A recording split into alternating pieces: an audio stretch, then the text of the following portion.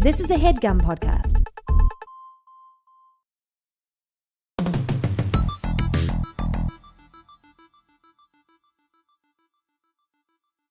Well, I've been arrested. Oh my God. Oh my God. Fucking shit, What man. happened? I just got released. I had to post so much fucking money. Jesus, you could have called any of us. We would have been there in a second. 100%. It's fine. It's fine. I spent the night in jail. You've heard that sentence, life imitates art. Yes, I've heard that sentence. Well, we played this game this week that was, the Date everything? Date everything, right? And I was like, wow, if you can do this in a game, you should be able to do it in real life. So I fucked a cop car and I got in so much trouble. Like, I got the shit beaten out of me. Like, so many cops got so angry and I was like, hold on, just let me do this. And they were like, no, I got shot with a gun in the leg. So they had to transfer me to the hospital and then they put me in jail. Look, I was gonna, since Heather shared that, I guess I can just be candid with y'all as well. I had a similar incident, and actually I also ended up in some hot water myself. Because we're playing this game, and we know the expression "life imitates art." Yeah, I that's know a that sentence expression. we all know. Yeah. I was at IKEA. I fucked a Banff bookshelf. Just fucked the shit out of this bookshelf. Here's the thing. Thing just fell apart. Oh, yeah, sure. Of course it did. Yeah. IKEA furniture is notoriously fragile. And then all of a sudden, I'm like surrounded by security guards. I'm getting, I got the zip ties on me. I'm getting tased. It's a fucking nightmare. And it's like, have they not heard of the game? It's coming out tomorrow. Like, what is their deal? Yeah, people are gonna be fucking things. Yeah. I was blowjobbing the exhaust pipe of a cop car, and they had a problem with it. Well, since you guys shared, I have a similar thing happened to me. What happened I got to in you? so much trouble. You know how I was in New York this weekend? Yeah. The Statue of Liberty ate my ass, okay? I gotta ask, how'd you get up there? It took a lot of climbing, and I was really scared. I was so scared to get up there. Wait a minute. Are you fucking Spider-Man? You gotta tell us if you're Spider-Man. Matt, are you Spider-Man? Matt, if your ass is Spider-Man, you gotta tell me. I gotta go. Thwip. Holy shit, there he goes. Oh, my God. Well, time to put this potted plant up my asshole. We romance trash cans and recognize voices as actor and developer Ray Chase joins to discuss his new game, Date Everything, this week on Get Played.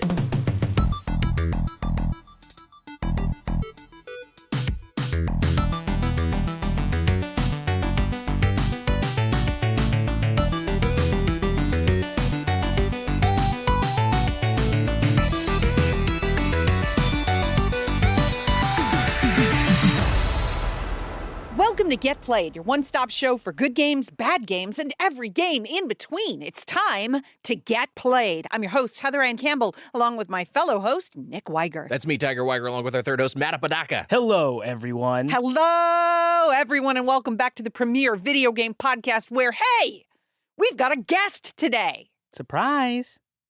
It's not just us three assholes in your ears. That's right. It's Or an on your additional car asshole. radio. It's a fourth. Well, hey, speaking of guests, we do have a guest engineer today. Engineer of the year, producer of the year, Sam Rogich is back. Hi, Sam. Hey, guys. Hi, Sam. Rochelle, unfortunately, has contracted the novel coronavirus. Yeah. That's Yeah. right. Very Which is 2021 weird. of her. The government says that's done. So I Yeah. don't know how she got it. She must be a time traveler. The government says it's done. Everyone's behaving as though it's done. What the hell? So get well soon, Rochelle. Hope, but happy to have you, Sam. Happy to be here. How maintaining the are throne. things in your world? How's your band Guck doing? We're doing good. Records coming out end of August. Oh, wow. And, Wow, congrats. Yeah. Fuck. And you have like you say record, you mean like a physical 12 inch, record. You got baby. 12 inch. Wow, Yeah. how about that? So we're excited about that. Full sub. Yeah. A John Hamm. You know what I saw in the fucking window at Subway? I What's hope that? it was a sandwich. It's footlong nachos. Yeah, well, I've had the footlong nachos. They're made out of Doritos. Yeah, I know. This is Heather. This is Who do you think you're talking yeah, to?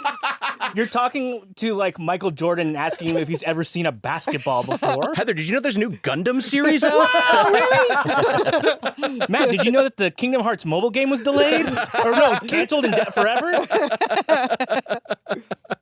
I don't don't walk past Subway very often. It Yeah. was And you know what? shocking to me. And it's, to be fair, you shouldn't have to know that. I tried You to shouldn't have to know that there's Dorito nachos at Subway. that was That's me not for trying you. to connect with my fellow hosts. I liked it. I like that you did that. I like that you made the effort. I apologize for being dismissive. The Doritos nachos, footlong nachos, are like all recent Subway offerings, pretty underwhelming, unfortunately. Oh, okay. Well, Yeah. Do you think if Jared was still behind the helm, they'd be a little bit better? I wonder. I honestly think he might be kind of operating as a shadow president and kind of running the show. And maybe that's the whole reason they're in trouble. You think he's like making phone calls from prison and being like, put all the shit on Doritos? one of It's like Johnny Sack in the joint running the New York family. I know I bring up the show, The Rehearsal, pretty much every week since I saw it, but one of my favorite bits in it is that he sets the time back so that he can experience something. Yeah. Back to, I think, the early mid 2000s. And on the bus stop posters are Jared from Subway. Yeah, it's very funny. We have a great guest returning to the show, a voice actor from X-Men 97, Jujutsu Kaisen, and Final Fantasy 15. His new game, which he not only acts in, but designed, is Date Everything. Available tomorrow, June 17th, as of this episode's release. Ray Chase. Hi, Ray. Hello, Ray. guys. Thanks so much for being here. Thanks for coming in. What a treat. Last time we had you on via Zoom. It's so great to meet you in person. Yeah, it's awesome. And even I remember as I was leaving, I was like, "Can I show you guys a trailer for something that That's I'm working right. on?" Yep. You guys sat through it and promised me that I can come back, and I'm cashing it in, Yeah, baby. here we are. Yeah. Thanks for having me in. And from what I've heard, you guys have played a little bit of it too. Yeah. Yeah, we Yes, definitely got yes. some time with the game. Excellent. And we will get into it because I'm very excited to talk to you about Date Everything. Also, can I say something really Please. fast? Thank you for announcing me with credits that are relevant. Because one thing as voice actors that Yeah. happens all the time is sometimes people just Google what we're in and they'll say like from Naruto. And yes, I was in Naruto for like 2 episodes, but they'll say like that's what Ray Chase is known for. Sure. Those are actually three heavy hitters. So Wait. thank you for Hey, that. we're Appreciate that. fans. Who were you in Naruto? I I love Naruto so much. I was basically the guy who looked exactly like Noctis. His name's like Lightning in Japanese, like Raijin or something like that. Okay. Yeah, he's like way at the end. He's a wind guy. Yep. You know him? Okay, good. All right, great. Cool. But not necessarily what I'm known for. Right, of Yeah, course. yeah. But it's still, I didn't know that. That's awesome. Yeah. Your work in X-Men 97 as Cyclops is fan-fucking-tastic. Oh, yeah. That show was so Thank fucking you, good. guys. You were Thank amazing. you. Yeah. Dream. You did it! Your glasses are kind of like Scott Summers. Like They are a little I bit. started wearing these glasses Yeah. because I was working on this game, Date Everything, and I was Yeah. like, these date aviators. And I gotta say, wearing tinted glasses, literally rose-colored glasses, the world does look different and better. Wow. Like green Yeah. pops a lot more. Interesting. It is pretty cool. And then Cyclops came out first, and everyone thought I was doing it because of that, but it's not true. I love it. Not I true. love Yeah. it. They're really cool glasses. Just a coincidence, yeah. Interesting that It's a you, great say, look. you say Cyclops because I see Gendo from Evangelion. Oh, that's true. I'm always Sure. doing a casual cosplay of Gendo, who I did play in the Netflix version of it. Oh, shit! Yeah, I'm the voice actor for Gendo as well. Yeah, What so it's the a triple. fuck? It's a triple thing. Wow. Yeah, maybe this is just my thing. I'm going to stick with it for the We're not supposed Wear to it to have, some cons. I think it's perfect. Yeah. We're not supposed to have anybody actually impressive on the show. This is I'm the fourth asshole. Remember? the fourth one. Yeah, The fourth. We always got Matt here to balance things Yeah, out. yeah. I can't do fucking shit.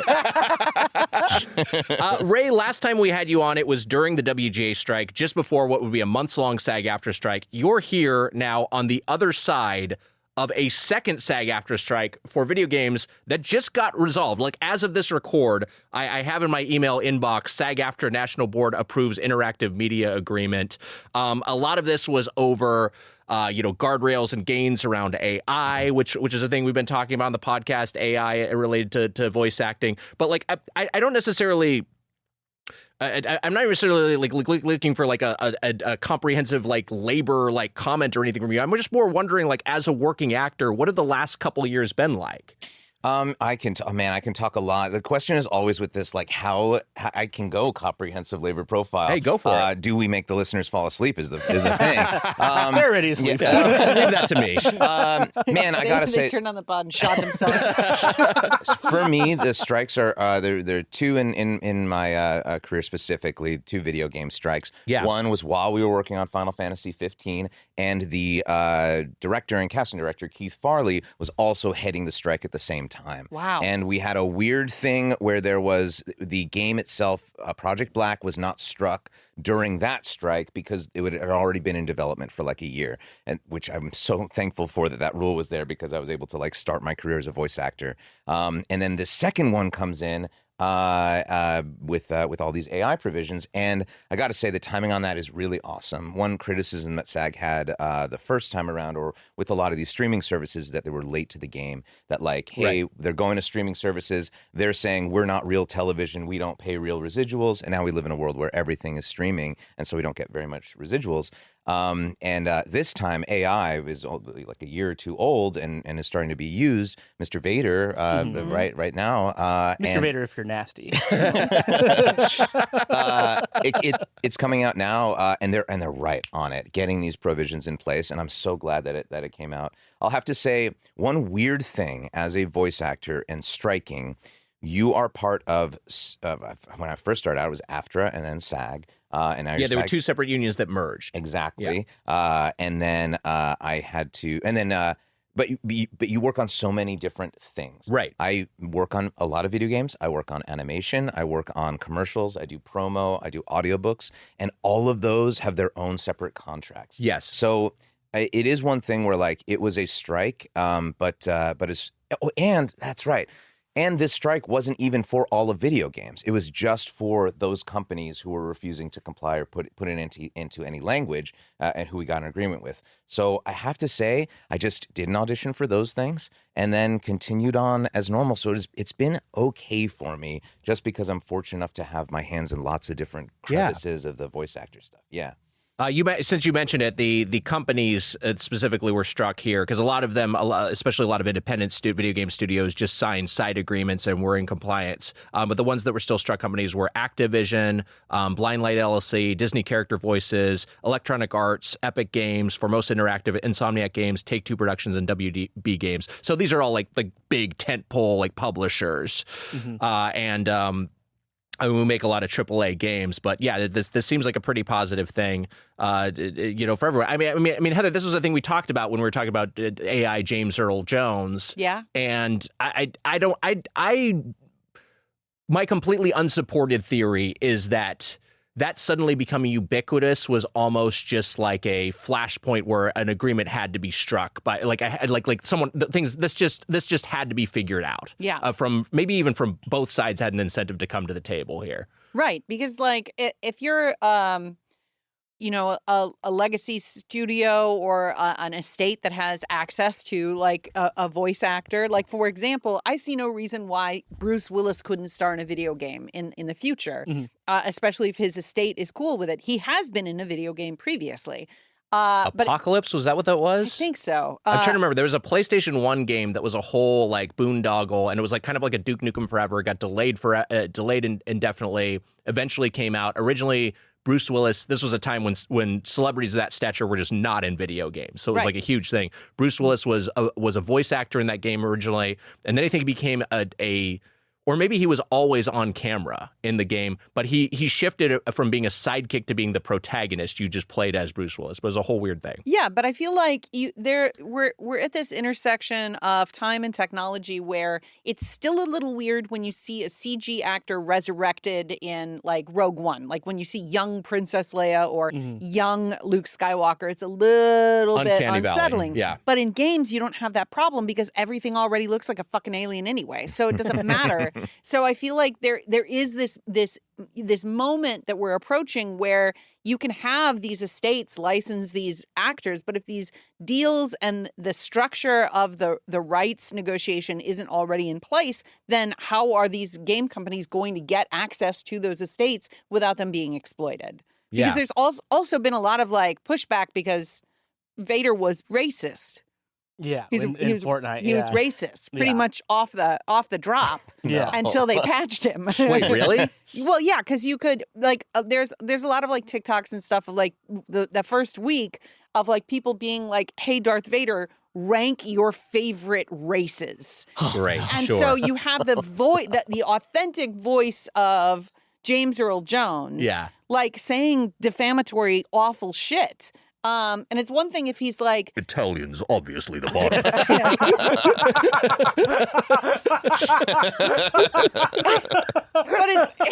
but it's one thing if it's like Vader was never supposed to say skibbity toilet, and he has to say it because it's a decorative item inside the game.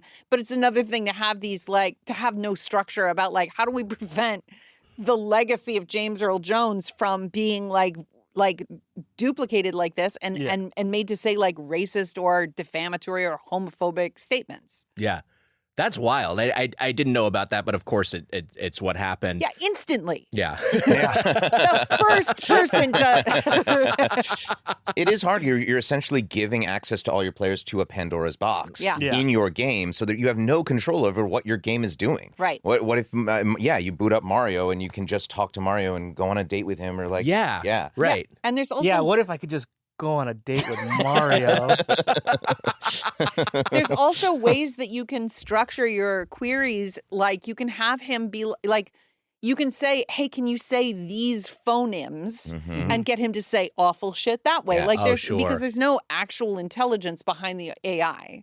So I don't know. I'm glad that the deal was struck. I hope it's very protective to these legacy voices as well as the future generations of voice actors. Yeah, and I mean, I also just hope people are getting paid because that's ultimately the main thing.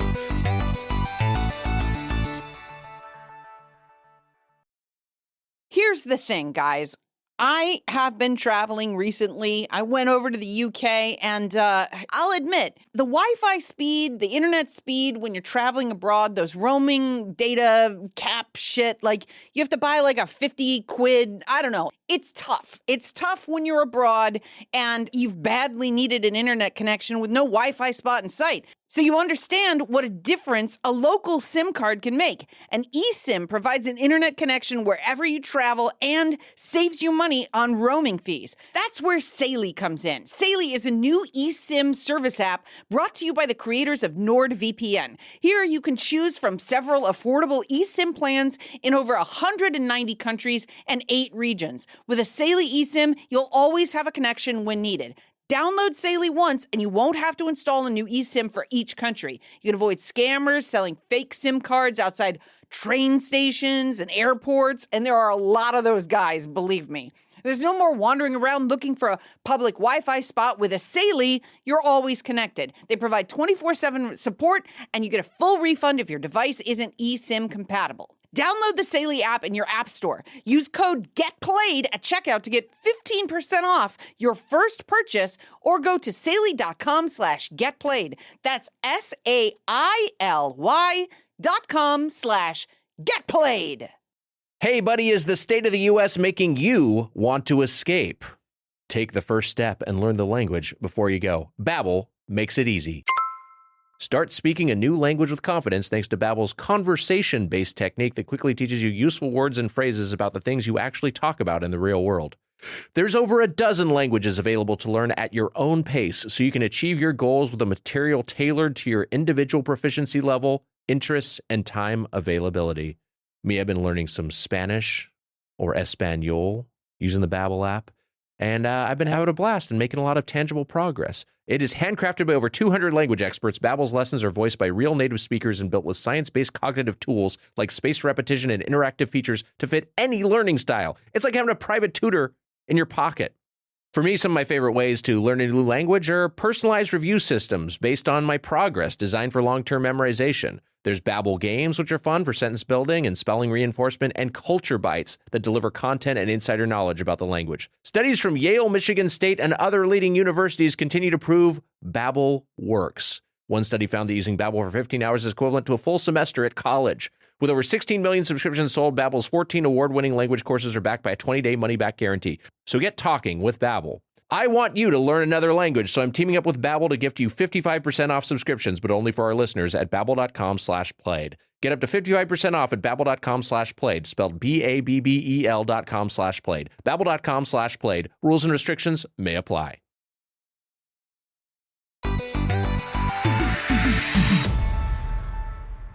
Ray, I have a different question, a different subject for you, which is that you've narrated all of Jason Schreier's books for the podcast, Jason Schreier. Yes. I'm just curious, as someone who does audiobooks, what is the audiobook recording process like? Because that seems, I mean, audiobooks are fucking long it just seems like a lot. They are really long. It is a lot. It's why I don't do a lot anymore. I just do Jason's books. Or if something comes by, I did one about the Strong Museum of Video Games, had an audiobook, and I was like, hell yeah, I want to learn about this. But when I first got my start, it was a thing. I forget if I said this on the podcast last time, but Amazon just wanted 100,000 books in their library for Audible. It was when they were first launching, and so they didn't really they cared a little bit about quality, but they just wanted to be able to say we have 100,000. And so I had the time and the attention span to just say I will narrate as many as you want. I worked for a bunch of production companies and just did as many as possible. And you did all 100,000, right? I did all of them myself. That's a lot of books. And I did 200. Very close. That's oh to my 100,000 in God. 2 years. I did so many books, and they were just random, just whatever. They didn't care. It was a lot of like 1970s sexploitation sci-fi ones. I did a lot of just erotica for sure. I did a King Henry VIII erotica where they had sex in a bathtub, but it was new for technology for the time. So they talked about how like they had to bring up the hot water so that they could fuck. It was great. How the fuck do you work this? Yeah. Now I take a dump in this water. But it's really hard. I've done 99.9% of them. I've only worked with a director like twice. I've done them all completely by myself. Wow. Do what's called punch and roll recording, where if you make a mistake, you just have like hotkeys in my DAW of choice, which is Reaper. Shout out to Reaper. And you just go. And as far as the process, you get like. If you're working with a good publisher, they'll give you a pronunciation list, which is always the biggest thing. For sure. And so I have a lot of WhatsApp messages from Jason Schreier saying names of Blizzard people with really good enunciation. And then you're just off to the races and you just do it. And you sit there and you do it. It takes a long time. Wow. Yeah. You want to aim for like 2-to-1 recorded hours to finished hours if you're really cooking. Yes. But it's time consuming, yeah. What is your home setup? Because I know you do a lot from home. Do you have a full booth? I do have a full booth. I have a Sennheiser 416 and a USMC 1820 is my other guy, and then some fancy headphones. But I've never been so much of a tech guy. In fact, even during COVID, I got a really nice setup, and the feedback from all my clients was it sounded worse, and I didn't know how to work it as well. Yeah. I'm no Sam Rogich. I can't do it. So I returned it all, and I'm just doing the regular Sennheiser 416, which is the famous. It's famously used as just the boom mic in all of stuff, all of movies and TV and stuff. Well, Ray, I have one more question for you and for the room. The question is, what are you playing? What are you playing? Hi, it's me, the Resident Evil merchant, and I'm here to ask Ray Chase what he's playing. Thank you, Ray. Resident Evil. Hello, it's nice to meet you. Big fan, gotta say. I'm a big fan of you. Thank you. I like a voice actor. Yeah. What kinds of things do you watch? Like anime? Do you watch stuff? What? Do you watch Jujutsu Kaisen? I'm not allowed near a television. But when I do get to see one like through a window at Best Buy, I do like what I see. Those famous TVs in the windows. In the windows at Best Buy. You know, they do. I didn't realize this. Apparently, Best Buy now gets compensation from manufacturers to display panels in store because they know that people like Samsung or whoever knows that people will go to Best Buy to look at a screen in a real space and then just buy it online. But Samsung's like, we're still getting value out of it being in Best Buy because it will still motivate customers to purchase it, them having seen it in person. So they're like that's part of their business now. Part of how they stay afloat is they just renting out their floor space. I wish somebody would pay me to drive a car around because you'd be like, hey, I like that car and I want to drive it. I'm sorry. I mean, explain what this transaction is. Yeah, I mean, you could see any car, anytime, anywhere. Yeah, but like, what if it was going fast and you were like, I gotta go somewhere fast? So if you saw me driving fast, you might be like, that's the car for me. I guess you're right. Or I didn't know a Prius could hit 230 miles an hour. Hey, at least you care about the environment. Love the environment. I'm playing Deltarune.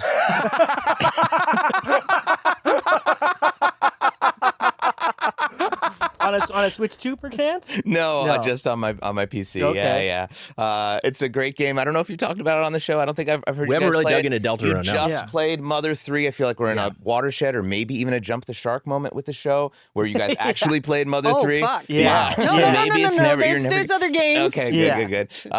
But it's Toby Fox keeping that spirit alive of just of such creativity, such bonkers stuff going on. Yeah. I highly recommend it right now. It's basically it's kind of a prequel to Undertale, and you have a lot of remixed characters from it. We're not quite sure where it is, but he's 4 chapters in. He just released the first 4 chapters of what might be a 7-chapter series, and every chapter he's just getting more and more confident with his skills as an artist and a writer. He's with these last 2 chapters, he's introducing like 3D effects and like weird stuff and just playing around with the form, and it's so good. I highly recommend it. It's quite an endorsement. I mean, like I really liked Undertale. I've liked it more in the years since I originally played it.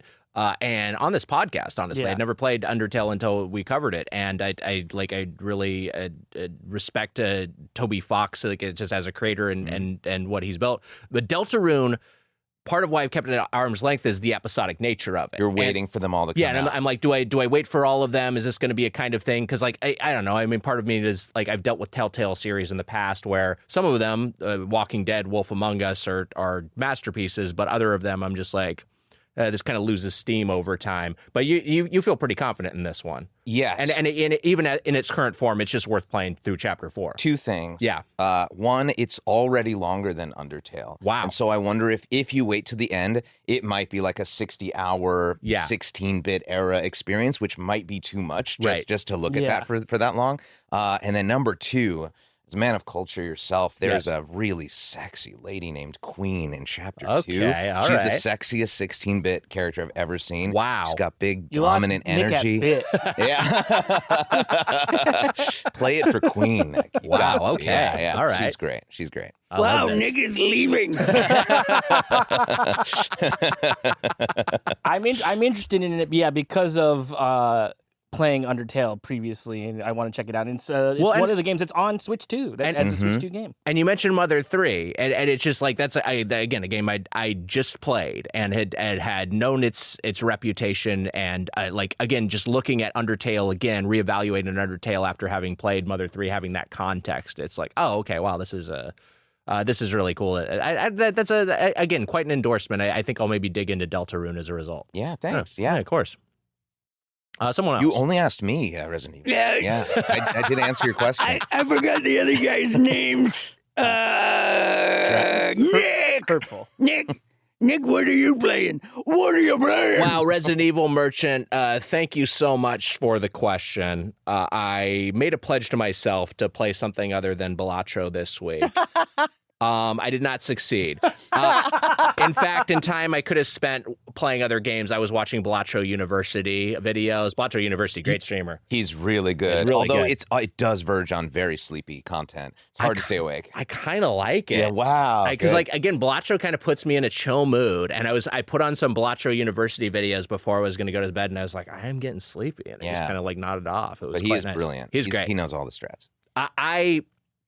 I think a big part of my current Balatro relapse is honestly it being on Game Pass, which I know happened a bit ago, but I think like the pull of Xbox achievements, which to me feel more tangible than Steam achievements. Like I play most of my games on Steam, but I never really chase achievements because it's like a Steam achievement just doesn't feel like anything to me. But the Game Pass achievements just feel more tangible. I don't know what Why that do is. you think that? That's I have so no interesting. idea. It's a Are weird you psychology. printing them out? No, I think what it is just like Xbox. It is where like the gamer score and it's like the origin of achievements, Yeah, right? So I just kind of yeah. association like Xbox achievements feel real to me. PlayStation trophies feel real to me. Steam achievements are just as real as either of those. They're all nothing. They're all meaningless. But the Steam achievements don't feel like anything to me. You explaining it this way, I do know what you mean. And a trophy. It's tangible. It feels like a real thing. Yeah. And then the Switch. I mean, Switch just obviously doesn't have any of that. Yeah. So it's just like why even bother? But I will say beyond just playing a shitload of Balatro, I did get a Nintendo Switch 2. Yeah. Yeah. Did anyone get the Switch 2 since last time? Anyone else? Yes, me. Oh, Heather got yours. I got my Switch 2. Should we talk about this? Like maybe we can both go in on the Switch 2 a little bit. Sure, let's go. So I've got so much gaming stuff to talk about. Matt, it is indeed a big boy. It's a big boy. It's a big boy. Big chunky boy. It's the size of a pencil, apparently. Yeah. The camera is the length of a pencil, and that's a normal. Everybody knows what I'm talking about when I say that. You can visualize it, Sam. You haven't seen the camera, but you can picture the length of a pencil. Never seen a pencil. Oh God! It's a new generation. Pen guy over here.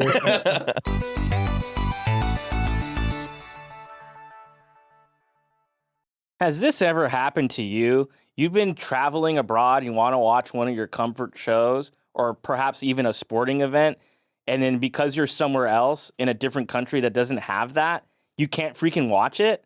Well, I got something for you. NordVPN. Protect your private data like bank details, passwords, and online identity. NordVPN can switch your virtual location, allowing you to save money by purchasing flights, hotels, and subscriptions from other countries at a cheaper price. So look, NordVPN can do all sorts of crazy stuff. You can make it think you're somewhere else. You're wherever you are, you're not getting the best deal, switch to somewhere else. They might have a better deal. That's huge.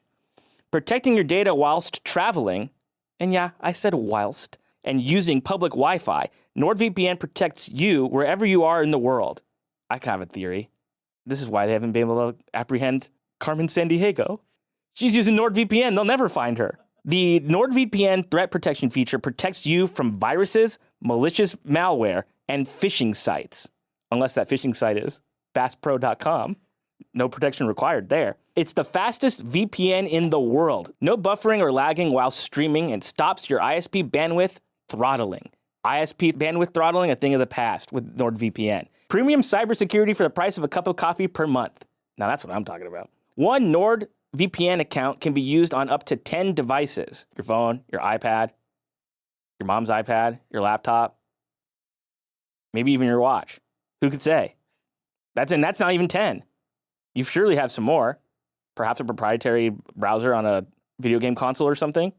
To get the best discount off your NordVPN plan, go to nordvpn.com/getplayed. Our link will also give you 4 extra months of the 2-year plan. By my estimation, that's 28 months. There's no risk with Nord's 30-day money-back guarantee. The link is in the podcast episode description box. NordVPN. You heard? Some days, your brain needs a vacation your body can actually afford. That's where IndaCloud comes in. You juggle the chaos. You answer the emails. You even go outside sometimes. So yeah, you've earned a better way to unwind. Enter IndaCloud. Federally legal THC in the form of gummies, pre-rolls, and flour, designed to turn hanging on into fully chilling. So, if you're 21 or older, head to indacloud.co and use code GETPLAYED to get 25% off your first order plus free shipping. That's indacloud.co, code GETPLAYED, 25% off, free shipping. Just a better vibe in your mailbox. So here's the thing. Look, I got sent some of this stuff, all right? I ate one of the orange soda gummies, okay?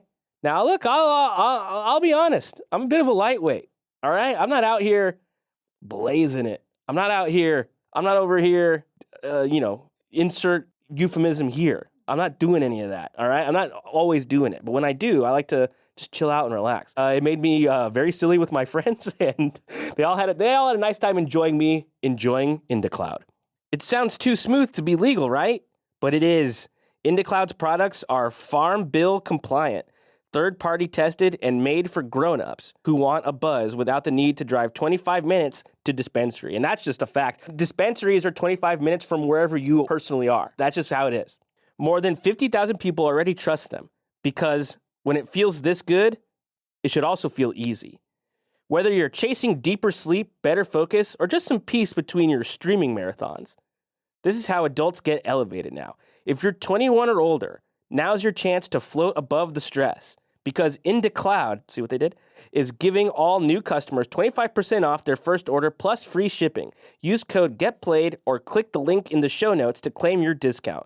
That's indacloud.co, INDACLOUD.co. Use code GetPlayed for free shipping plus 25% off your first order. Fill out their quick survey when you order to support this show and make your week way more enjoyable. All thanks to Into Cloud.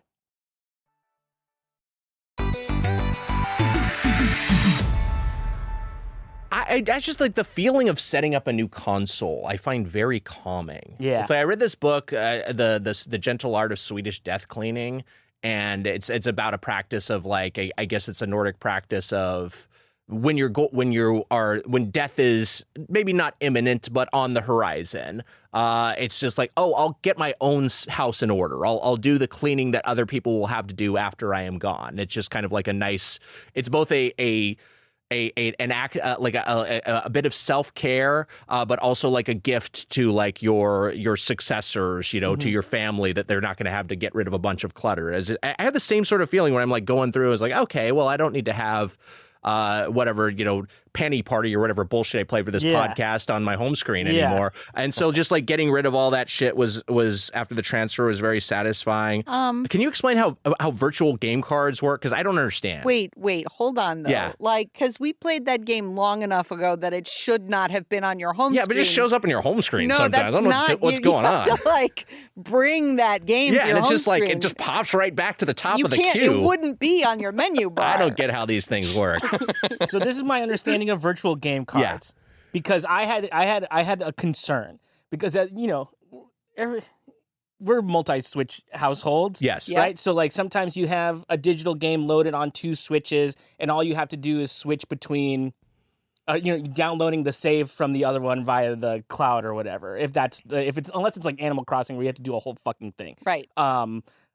This is basically just that, but you used to have one switch be a primary switch. Yeah. Right? Where like one always had to be online for you to be able to transfer saves or download games from or whatever, and then the other one you could take and not have to be online to play any of the games. This is basically, this virtual game cards gets rid of that, and you can now just like have the data loaded on all of your switches, but the license, like the game card has to be loaded onto the Switch to play it. Okay. So like it's like basically like taking out a physical card. It's like checking it out from the library. Yes, but the data is still loaded on your Switch. So when you do download it or download the virtual game card, I feel like I'm explaining it correctly, and also that it doesn't make any sense. That was the whole thing. Was because I was dealing with it. I was like ejecting, and then virtual game cards. I was like, I don't really know what I'm doing here, and it feels like just an extra step to adding or removing it from the cloud. But I guess the way you explained it makes sense. What I like about it is that there's a UI element that tells families the game is here. Yes. Like that, I think, is like the descript, right. like, because otherwise there's this nebulous relationship to the cloud, whereas like there's a nice little piece of animation where you see the virtual game card enter into your system and you're like, oh, now it's here. Whereas before it'd be like, I don't know which, because it's telling me that this isn't synchronized. Yeah. Like which save what one's better? Am I going to lose it? Like all those things are, I believe, issues that my mom would have if she had multiple Switches in her household, but my dad will never play a video game because he thinks they're an abomination. He only likes working with wood or boats. That's fair. Yeah. He's right. I do find it a nice piece of hardware. The magnetized Joy-Cons are shockingly satisfying. Yeah, I love that. And a lot sturdier than I expected. I think they've got too much action. Really? I think they're a little bit too wiggly for me. Even when they're snapped in, there's just a tiny bit of action and travel Well, on those. And also, we know that when I crack an egg, this is what I was gonna say. I explode the egg all over my. Is it possible You're choking the Switch too. As I said it, I was like, oh no. I was saying I can't crack an egg. You should see me in my house just very gingerly removing the Switch 2 from the dock because I don't want the screen to touch the sides of it like I'm playing Operation or something. Yeah, whereas when I try to eat a carrot, it explodes in my hand. my hand's carrot wet. It's just crushes it into dust. I was surprised how big it was.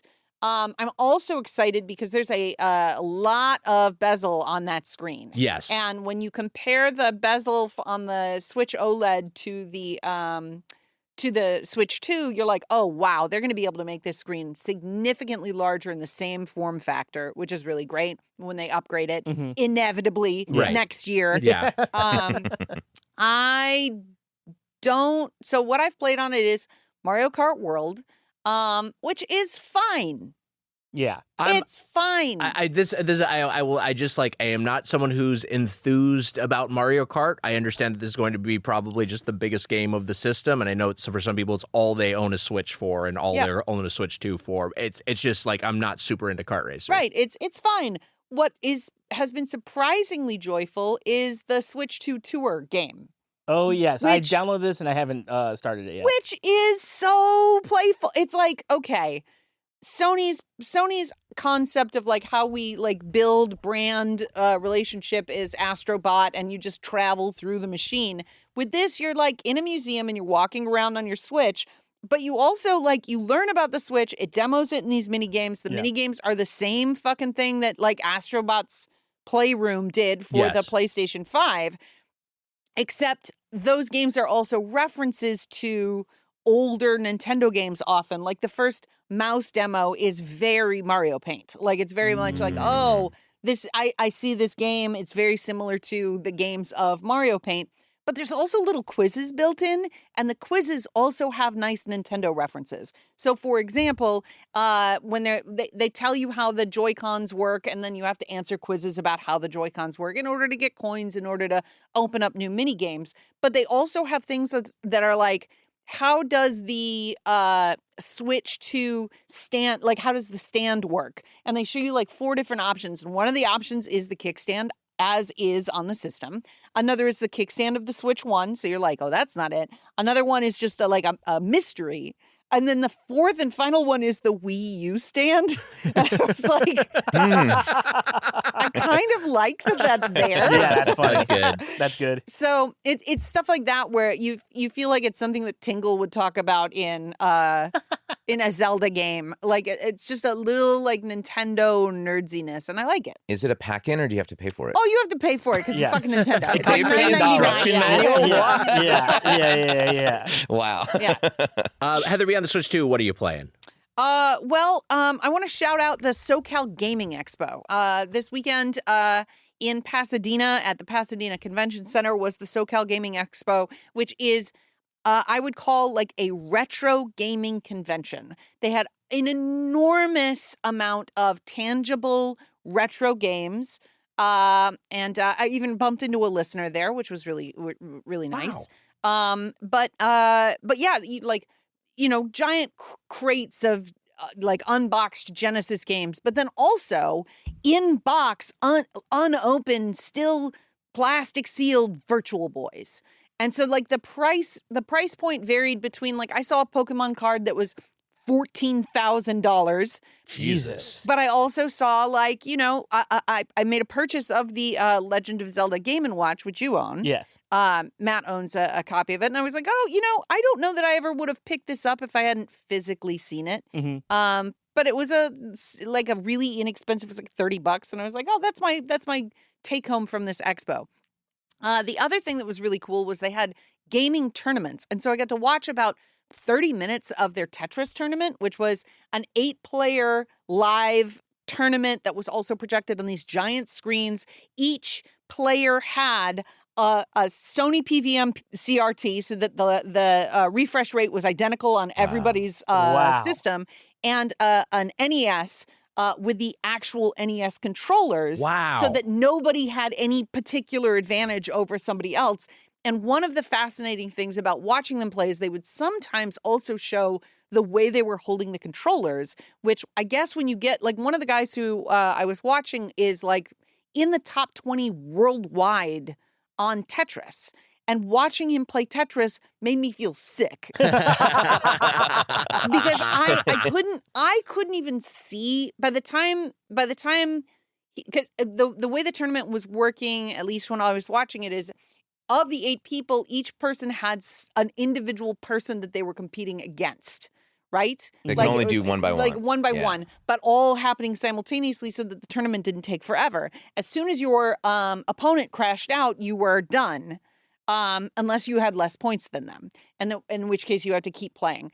But by the time people were crashing out, I was watching this guy, Dylan, who I guess was seeded 17 in the tournament. I couldn't see the fucking pieces. Like, they were talking about how one guy had invented the roll. Like, one of the guys I was watching play had invented the Tetris roll, which was a new move that revolutionized Tetris tournament play.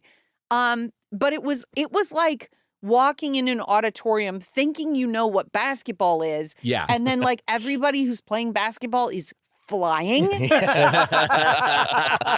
you're like, oh, I thought this was like a game that you played by walking on the gym floor. It was incredible and super enjoyable. It happens every year. It's a 3-day convention. And that's the shirt that I'm wearing, is the SoCal Gaming Expo. That shirt is cool Really as hell. Yeah. It was a great experience. I love esports, the toxicity of some of it aside, but I just love watching mastery. I love people who are better at something than I could ever be. It's so amazing. You would have sat there all day. I would have been transfixed by it. I don't even have the vocabulary to articulate what I was seeing, other than mastery. What you were talking about with the controller, like from what I've seen of the competitive Tetris scene, some of the players have the controller like upside down, like it's like face down in their hands, and it's kind of on.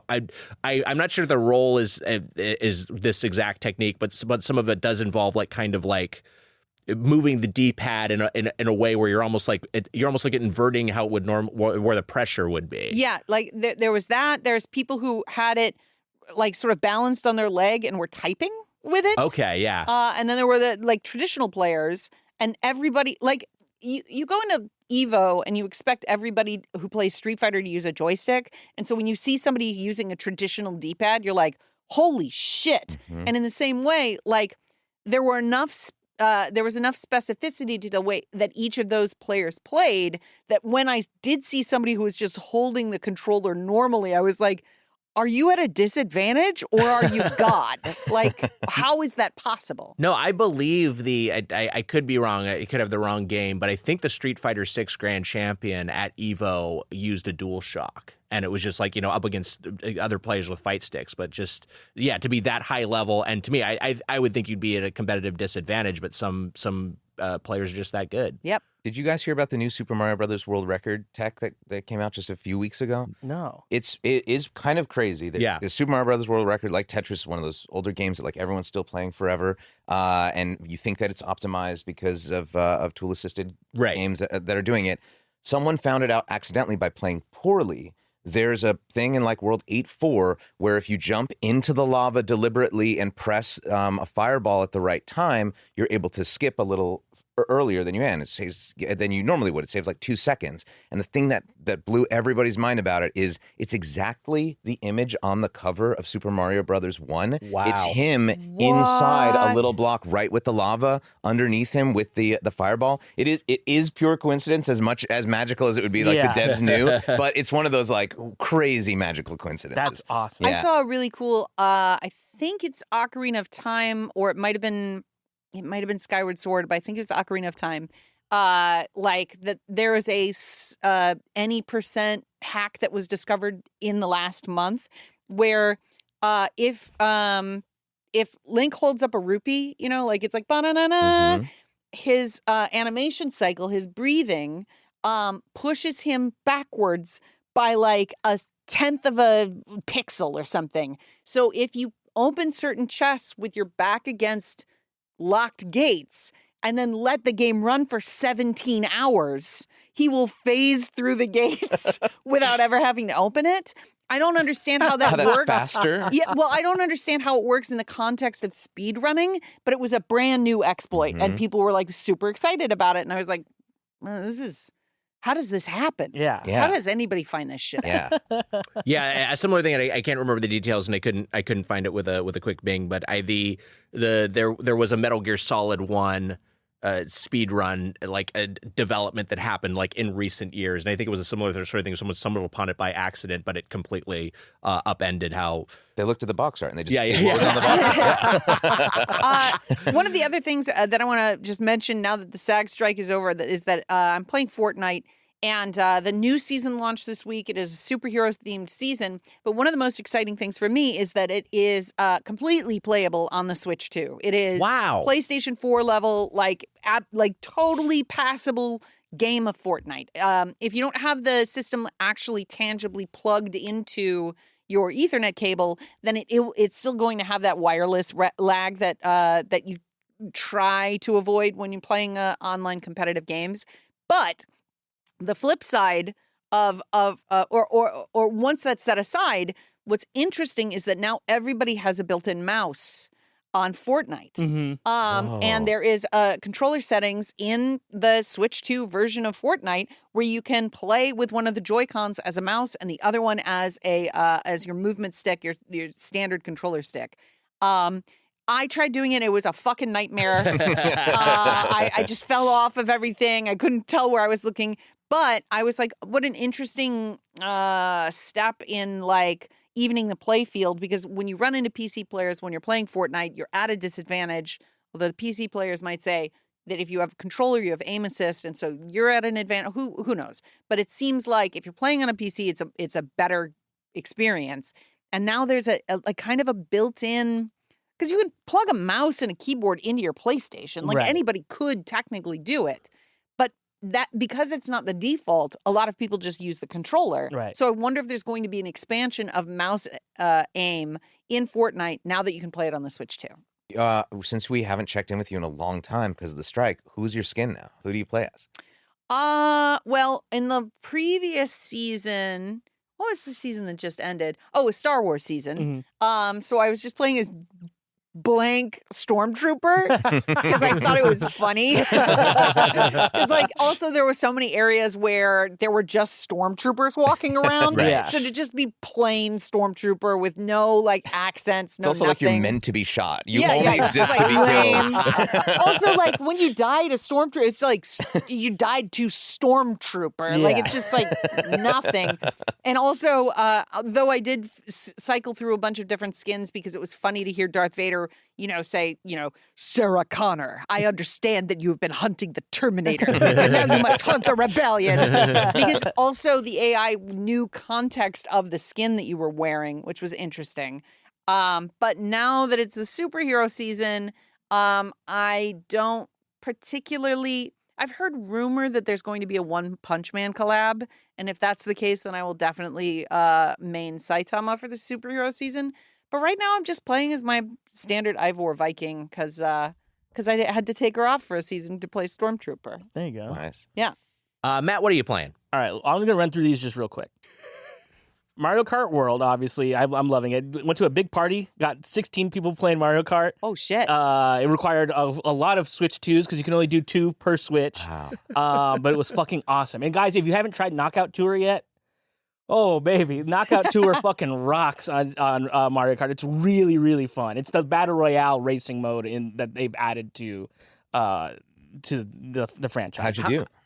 I got second place on online one. Okay. Wow. I was doing pretty good. Nice, man. How did you organize a party, basically launch week, with 8 different Nintendo Switch 2s? My buddy, look, shout out to my buddy Connor McCabe. He's a real gatherer of people. He's Wow. just like he's just that kind of guy. He knows a lot of people that are very enthusiastic, and he knew a lot of people getting Switch 2s. Was like, guys, I got the big TV. Let's get everybody over here. There was like 30 people at this thing. It was fucking crazy. Wow. It was awesome. It was a really, really fun party. That's cool. Yeah. He's the best, and I love him very much. And so I'm playing that. I started a new save on Pokemon Scarlet because of the up-resing of the visuals of the game. And let me tell you something. The game's good now. What? Wow. I didn't think it was That's all it bad took. before. It was like obviously running very poorly on the Switch One. It's running like velvet butter almost. It's so damn smooth. Velvet butter. That's how smooth it is, Nick. You look confused, but it's kind of like that's how butter. smooth Trying it to is. picture velvet butter. Buttery velvet. Just follow me into the bathroom. Anyway, it's very, very smooth. And also, for the novelty, I had to get Cyberpunk 2077 Yes. physically on a tiny, tiny little cart. The whole thing is on the cart, including the expansion, which is insane. And it looks fucking incredible on a Switch, too. It does. It looks fucking great. Wow. Yeah, and there's a lot. I've seen How's a lot the frame of, rate? It's stable, and it looks like it Okay. looks to me as good as playing it on any other console that I've played it on. It's great. And I've seen a lot of videos of comparing Switch 2 to the Xbox Series S version of it and things like that. And it looks like sometimes better because I think it's working with less or something. I don't know. Or it's running versus a Steam Deck. And they figured out that like if you're playing it like at full, I saw this video that was like if you're playing Cyberpunk on a Switch 2 or a Steam Deck at like full brightness, like full like everything settings, you get 2 minutes less on the Switch 2 than you do on the Steam Deck, and it's about like 2 hours and 30 minutes of playtime because it's just a very Sure. That thing's gonna make the Switch 2 hot. It's gonna make the Switch 2 feeling a little hot in the hand. But it's a great game. Playing a Nomad run this time so I could see how that goes because I've done the other two so far. And then we had a little experience the other day, Heather. Yeah, Matt and I had an experience. We had a little outing, a Okay. little friendship outing. We had a friendship outing. Wow. We went out. We were out in the town, Which town? Los Angeles. Los Angeles, Good. and we were being good. What? What? I have no idea what that means. We weren't doing anything. We were in it was a beautiful night in Los Angeles where nothing bad is happening, and we Okay.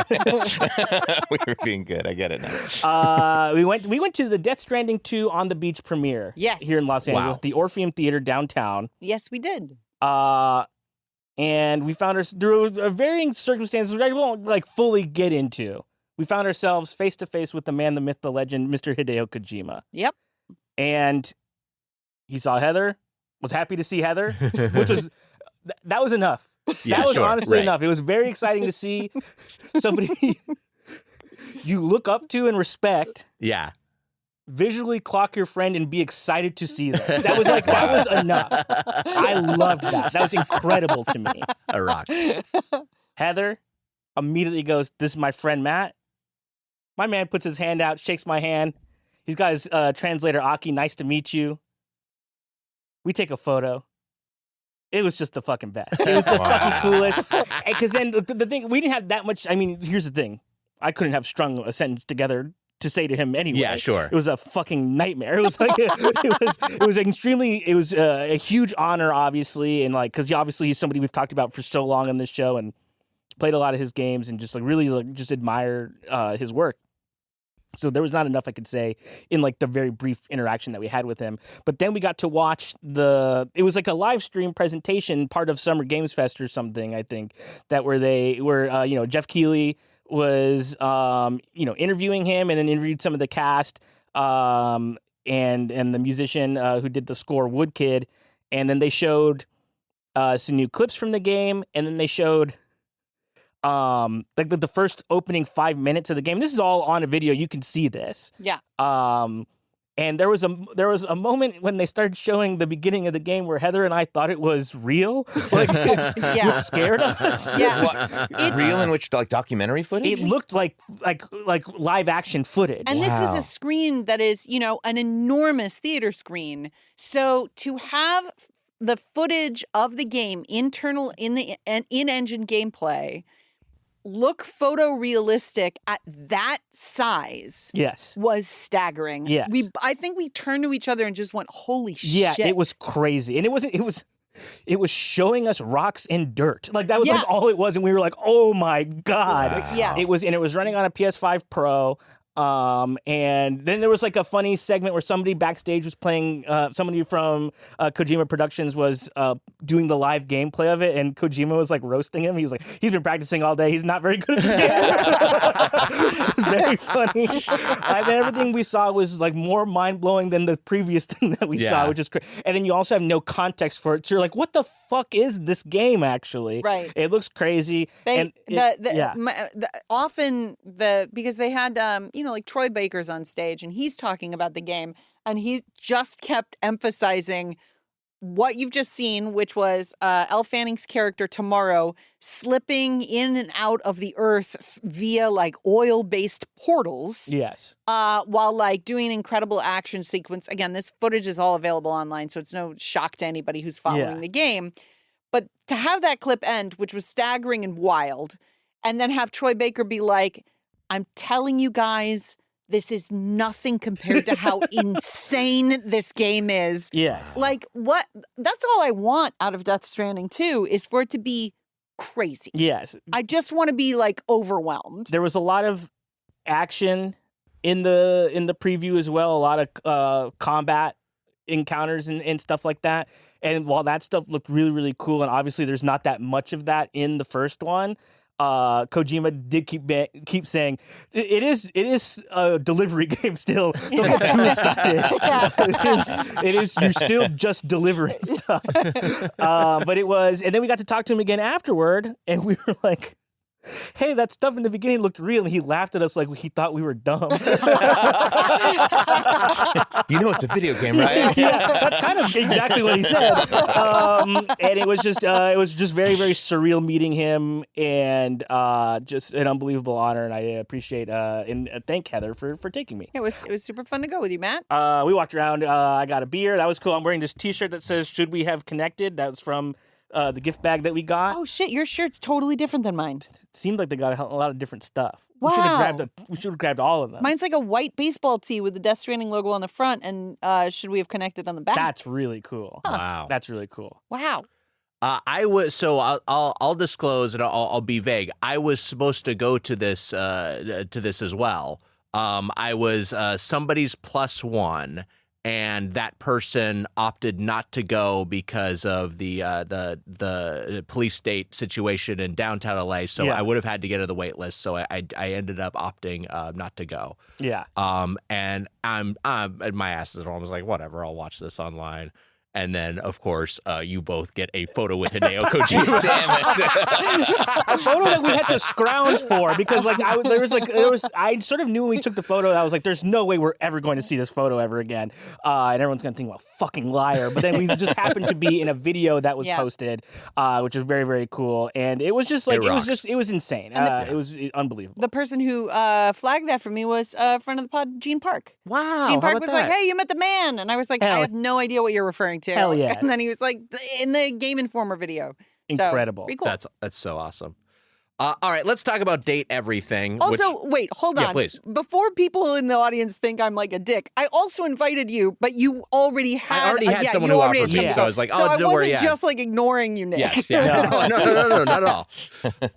Let's talk about Date Everything, which was developed by Sassy Chap Games and published by Team 17, releasing tomorrow, June 17th, if you're listening to this. Ray, as we're talking about, we've got to spend some time with this game via pre-release codes. I want to start by just asking, like, how did this? And I apologize if this is a broad question, but Why? can you give us why? That's always the first question. Yeah. No, I mean, like, how did this whole thing come together? Because, like, you're obviously someone with a ton of credits in gaming, but development is something that, like, is kind of a whole new animal. Yeah, definitely. Yeah. I was always a big indie game fan, always following it, always going to GDC every year, and so I had a lot of developer friends. Hideo Kojima was not one of them, unfortunately. And I was just always interested in it. It was always just in the back of my mind, like, maybe one day I can be a part of making a video game. I never thought in a million years I would direct one and do all the stuff that that I ended up doing. But it was just me and my friend Robbie Damon, who's the voice of Prompto in Final Fantasy 15, Tuxedo Mask, and Goro Akechi in Persona 5. Wow. Yeah. Okay. He is a very good friend. We were just goofing around in studio one day saying, what if we could make a game where we could, I don't know, date everything, date the chair, date the table and stuff. And we laugh it off. And then the next day I go to him and I go like, I think I want to make that game. I think that game should exist, and I think I'm the person who should make it because I have some free time.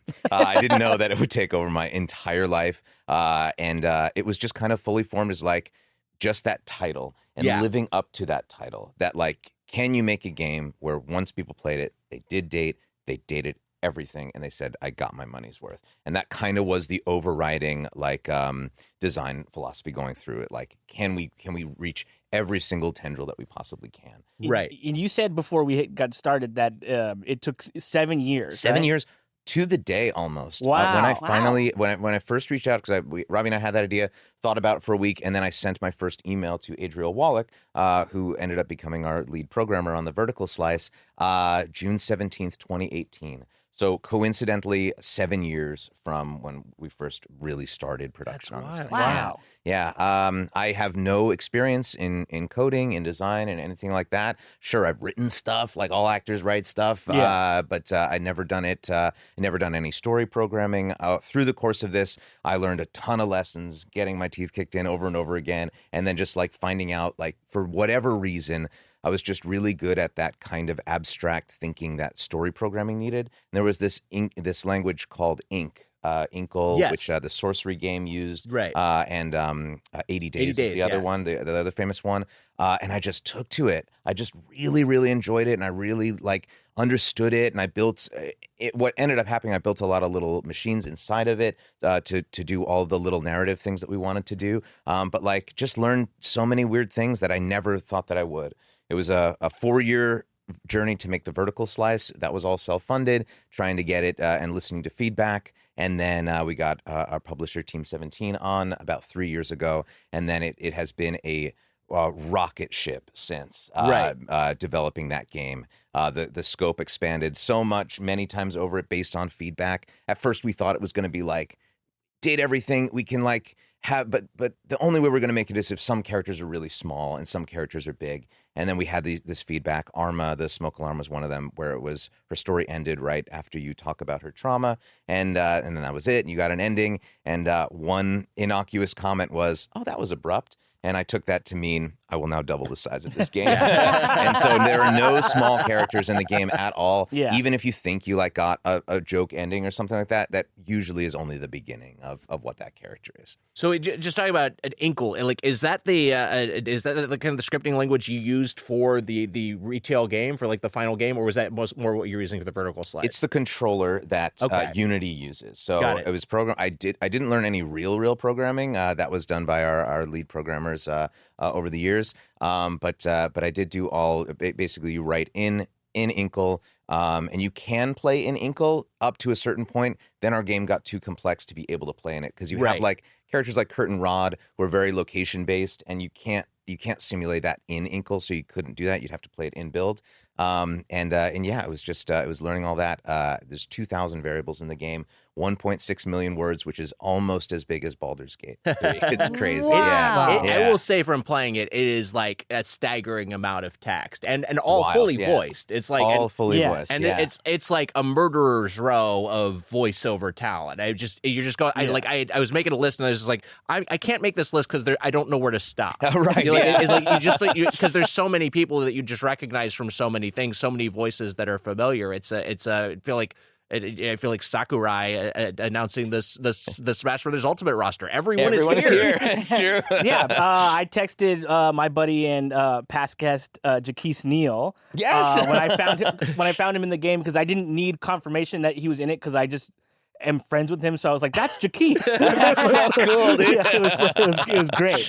Very, very exciting. He was like, "Hell yeah!" He said he had a lot of fun doing it. Nice. Yeah. You mentioned Unity. Like I did. That's the engine you're using for the game. I'm curious about like a kind of a broader design decision, because there's a version of this game, and there's other dating sims that I've played as kind of the resident dating sim fan here. And I know you don't necessarily think of this game as much as a dating sim, which we can talk about, but like where the environments are like static backgrounds. Exactly. And like there's an approach that could have been like, hey, each room is a static You background. just click on it. Boy, You just that would have click on been it. cheaper. Yeah. Damn it. Well, no, but that's the thing. Like this is a 3D engine. These are 3D environments, and I actually really like that about this. I like that you can just explore in first person, look Yeah. around. There's an element of surprise of like, oh, look at that over there. Like I didn't notice that kind of tucked away. Hey, I can interact with that. Oh, this is a character now I can romance. Like it's or become friends with.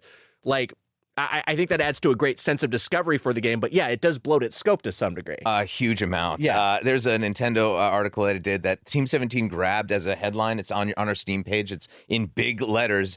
Ray Chase, this game was very stupid to make. And it was. It's normally you have like a game where it's a loop, a gameplay loop where you're doing this. You can test it and you can have variations on the loop. But this one, you had to create every single asset by the nature of it, by the nature of these branching paths and stuff. And we did go from a vertical slice, which was in the laundry room, was our first room, and it was first person, and we felt like this felt good. And then once we got funded, we were like, actually, it might be better to make it where it's isometric. And it looked like the idea was the Legend of Zelda Link's Awakening remake. Was Sure. what it could have looked like.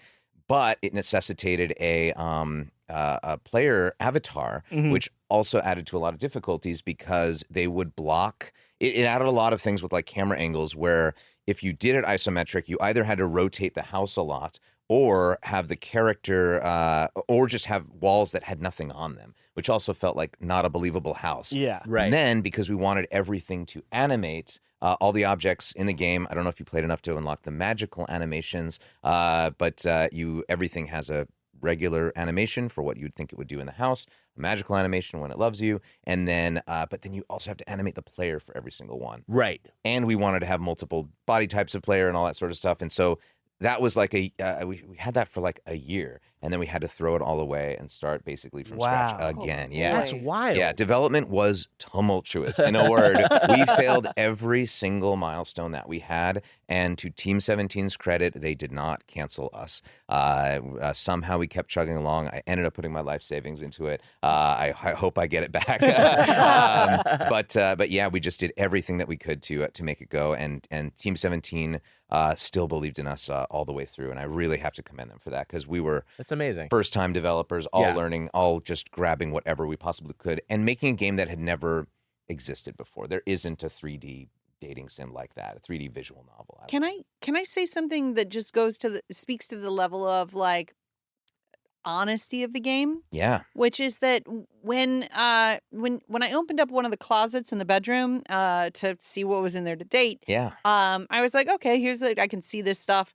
And then I closed the closet and it's one of those double-doored closets. Yes. Where like, one side is can swing in one way and one side can swing in the other way. And I was like, oh, of course, you can only see half of the closet because that's what I would do to save money.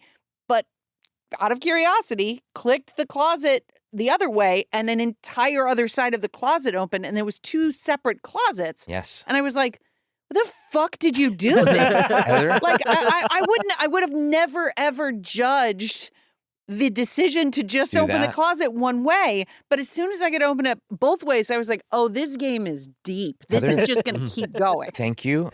That was something I fought for. But not in the way that you think. There was always two closets. But those doors themselves aren't replicated because all the doors in our house are slightly askew. And we were like, let's just replicate it and put it on there. It wouldn't fit. The door wouldn't slide. It was clipping through. So we had to make extra doors for all of those things. And each door, and I mean, like, that was a design philosophy that, like, if it's there, it has to have all of the things that are there. If there can't be anything in the house that is not dateable, Right. It has to be a part of a character. Everything has to have an examine. So if you examine every single thing in the house, it has it. And if you have a love or a hate examine, it changes. And then there was even stuff like you can leave the house in the game, like leave and glitch out because you can date the glitch and he tells you how to do it. And even all of those have an examine in it like that. It's just you have to. I'm that kind of gamer who's like, oh, maybe they forgot about this, and I did not want that in the game. That's what I like because, like, I'm not playing this game. I'm not trying to break this game. I'm not trying to but I have that natural curiosity of I just want to see what happens. Or honestly, a better way to put it is I want to see if I can do this. If you can, yeah. And yes, the answer is yes. Like it's just that all these options, all these contingencies are planned for. It's also what I wanted to do. Like as far as narratively, there's games where Michelle Cleo, who was I was a narrative designer, and I watched one of her GDC talks, was really inspired. It was about kindness coins in dating sims and in RPGs and stuff. And like in a lot of RPGs, you just romance by just being kind, just being the kind option, giving the gift, all that sort of kind of stuff. And because we had 100, they all had to be different in some way. And so you had to like make it so that like you're free to experiment. That some characters like the negging, they like the drama, they want very specific times for you to be kind when they open up. And I wanted to have that be in the narrative too, that in the overworld you can do whatever the hell you want, click around, you're always going to get something fun. And then also in the narrative too, that like you're never punished for a hate ending. You're never like friends or loves. It's all the same. You get the same amount of points in the end. That was really important to me. Going just to something you said a bit ago, because I was all of a sudden having flashbacks to my time in development, over 10, 15 years ago. And you mentioned milestones.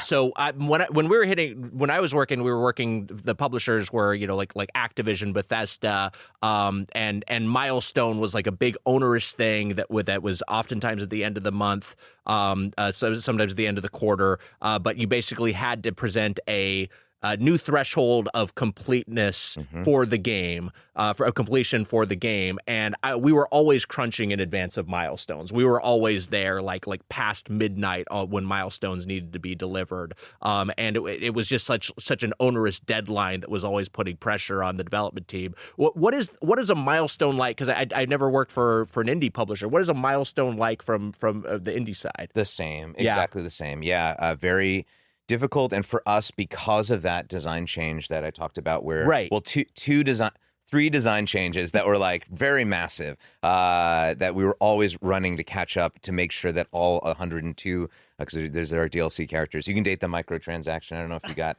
I didn't give you the DLC. That's right. I didn't know. Yeah, but in the DLC, you get like 2 extra characters. Michael Transaction, who's a gotcha guy who can help you with your specs points and stuff. But it was changing it to first person after we had already spent a year doing it in the isometric, making them all what I would call 5-star characters, where they're all really deep. And then the last one is a part of it, which I think the game's coming out now, and I'm okay with just saying it. And I don't know if any of you guys got to this part, but there's a whole other layer of the game called realization. Did any of you guys get to there? No, I didn't get there. You have to talk. You have to awaken 50 characters to advance the plot. Okay. I'm close. You're close. Yeah, nice. I have 39. Oh, nice. Yeah. You can bring them to life, and they leave. Okay. Yes. You leave the house. They leave the house. You get an ending, and then that further advances the plot. The more characters that you realize. I guess we should at this point, if people haven't inferred how this works yet, you are basically talking to an object. We didn't talk about what the game was. Yeah, we didn't really talk about it. We just kind of jumped into the development side, but that's on me. Let me begin. Go for it. The game begins where you've got a job in a new city and you need to work remotely. And then you sit down at a computer and you file some emails. And let me tell you, I was like, oh no, I don't want to do this. And you're immediately fired. Yep. We're such different kind of gamers because we're in there. I'm doing customer service. I'm like replying chats. I'm having the time of my life. That was your old job. This is great. Did you talk to Emmanuel, the guy with the paper clips? Yes, yeah. I play him, and he's romanceable secretly. Wait, you can romance? Oh, wow. He The comes back paperclip at the guy? end. Yeah. That's great.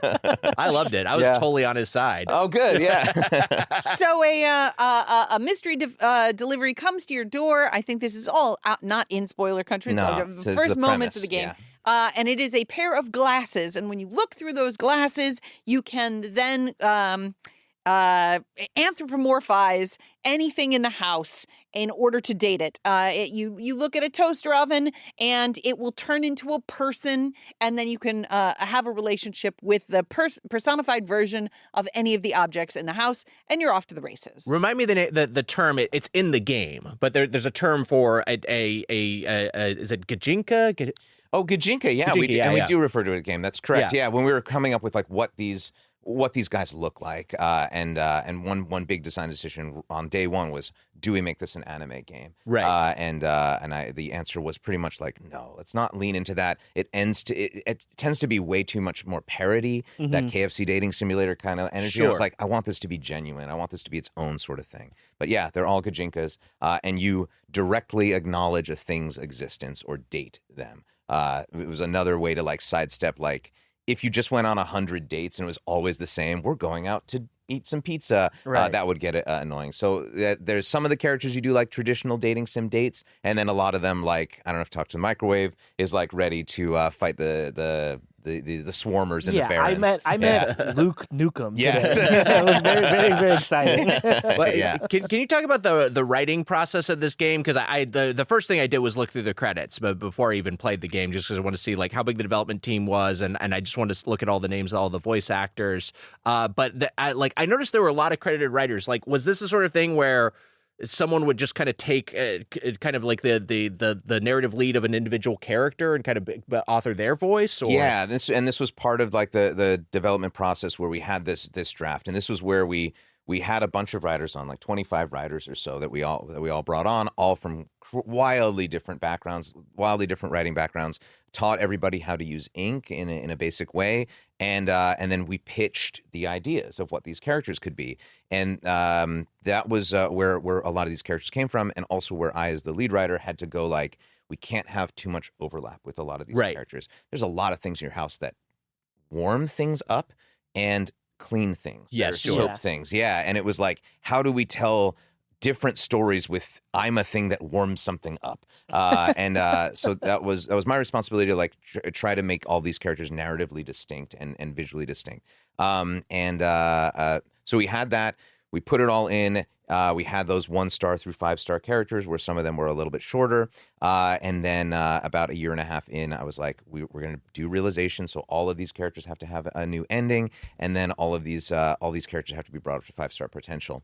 And we brought on a couple of new other writers. She's credited as the senior writer, Suha Al-Samkari, who has a lot of dating sim experience, and ended up writing 23 of the characters herself. Wow. Taking the inspiration from the first drafts, like, these are what the characters are, now put them in. And she was really good at, she's because she has such a good experience in dating sims, traditional dating sims, she's really good at writing sexy dialogue that's not gross. You're not going to hear any totally dirty words that are going to put you off. But just really like, oh, that feels good to hear.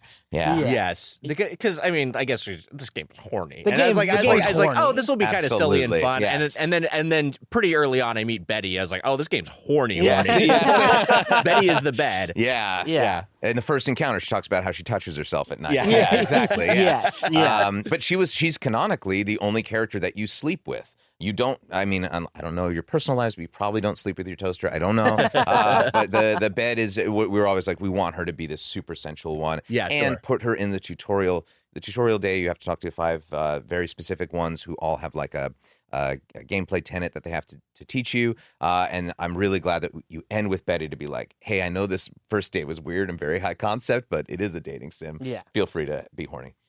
You also get steered towards, and there's a detective character who comes from it's a magnifying glass that kind of it is as personified anthropomorphized that you interact with, who gives you like a lot of kind of steers you towards certain things. I do like that character, but I like one character I get steered towards was the shower. And I'm a huge Elvis Presley fan, and the shower, because of singing in the shower, is Yes. like an aspiring troubadour, and it is very much just like an Elvis character. I was like, I'm dating this guy. I'm really glad. He's Yeah. Elvis and he's bad at singing, which Yes, I really yeah. enjoyed. Yeah. And he shows up in a lot of other dateable stories, which I was glad to. That was another piece of feedback that as we were going through was like, we found that players really enjoyed when other datables entered each other's scenes. Yes. That you weren't just looking at one thing, Right. and just focused on that. That you had multiple guys coming in and out, and it felt like an RPG town where like they had their own lives going on, us completely aside from you. Yeah. On day 2, what was the very first thing that you guys made sentient? Where was the trying to first remember. object that you went? Because Day I know 2. mine was the garbage can, because I was like, I got to know the Can. garbage can. Yeah, right. I talked to the towel pretty early. I like would. the towel, but I honestly, This dude loves getting dry. but I think I did. I might have gone all the way down. I might have gone down to the washing machine. I might have gone down to that area. I definitely talked to the water cooler pretty early, but I honestly don't remember sequence wise what I talked to at the top of day 2. Hard for me to remember too, because I started to like once I figured out that you could like open things too, like that was like very exciting to me. Yes. So Mhm. met Benoit very early. Benoit, who is the who's the sex toy in your nightstand, Perfect. voiced by Erika Ishii, which is a great performance. I remember I went to the toilet pretty early, and the toilet is a French rapper, which is very funny. But okay, so I do want to speak to this. The character designs are all very unique and like Yeah. very on theme for what they are, and a lot of them, I would say for the most part, look like people wearing costumes of the thing that they're wearing. Sort of like maybe I would go as far as to say like Met Gala representations of the item. So like Yes. it'd be like Nice. a sort of like like a beautiful gown that looks like, that evokes bathtub or something, right? Yeah. But then you meet some other characters, and like I can't remember the guy's name, unfortunately, but the guy whose head is a sink. Sinclair. Yes. Yes. Sinclair. I was like, this guy's different. He has a human man's body with a sink head. Yes. It's very funny. That was what I was talking about. Like, there's Yeah. a lot of characters that are water or cleanliness and stuff, and we just Yeah. had this. We had a soap character and we had a sink character, and they were all like, "I'm the OCD soap guy," and it was like Yeah. fine, but it was very on the nose. And I was like, what if one of them, when you use the glasses, they all say, "Hi, I'm this guy," or maybe they're in the middle of a quest Yeah. or something. But what if one of them just says, "Help! I'm not a sink. I'm a man. My name's Martin." And you have to like find out like who is this guy? Like Yeah. he doesn't Yes. belong here. So he's part of the Maggie mystery. I don't know if you went down that. It's just, I guess I'm asking you guys like what you did, but it's just so horizontal in terms of what you can do. Like you can miss so much. Here's what I can say. I first off think the game is very funny, and I do like It's the gives so a credit funny. to the writing. Like I'm like laughing as I'm playing this thing, and I also think it's like very satisfying, just like as a dating sim in terms of like, oh, I get to meet a bunch of different people of. To me, there's a big dating sim thing of like you just kind of want there to be something for everyone in terms of and it does definitely sort of feel like this. There's all sorts of different all genders, all sorts of different body types represented, and a bunch of different kind of personality types. And like so, I found that super duper satisfying. We were talking about the character designs. I am kind of curious about the art direction of this game, like how did you settle on the art style for these characters?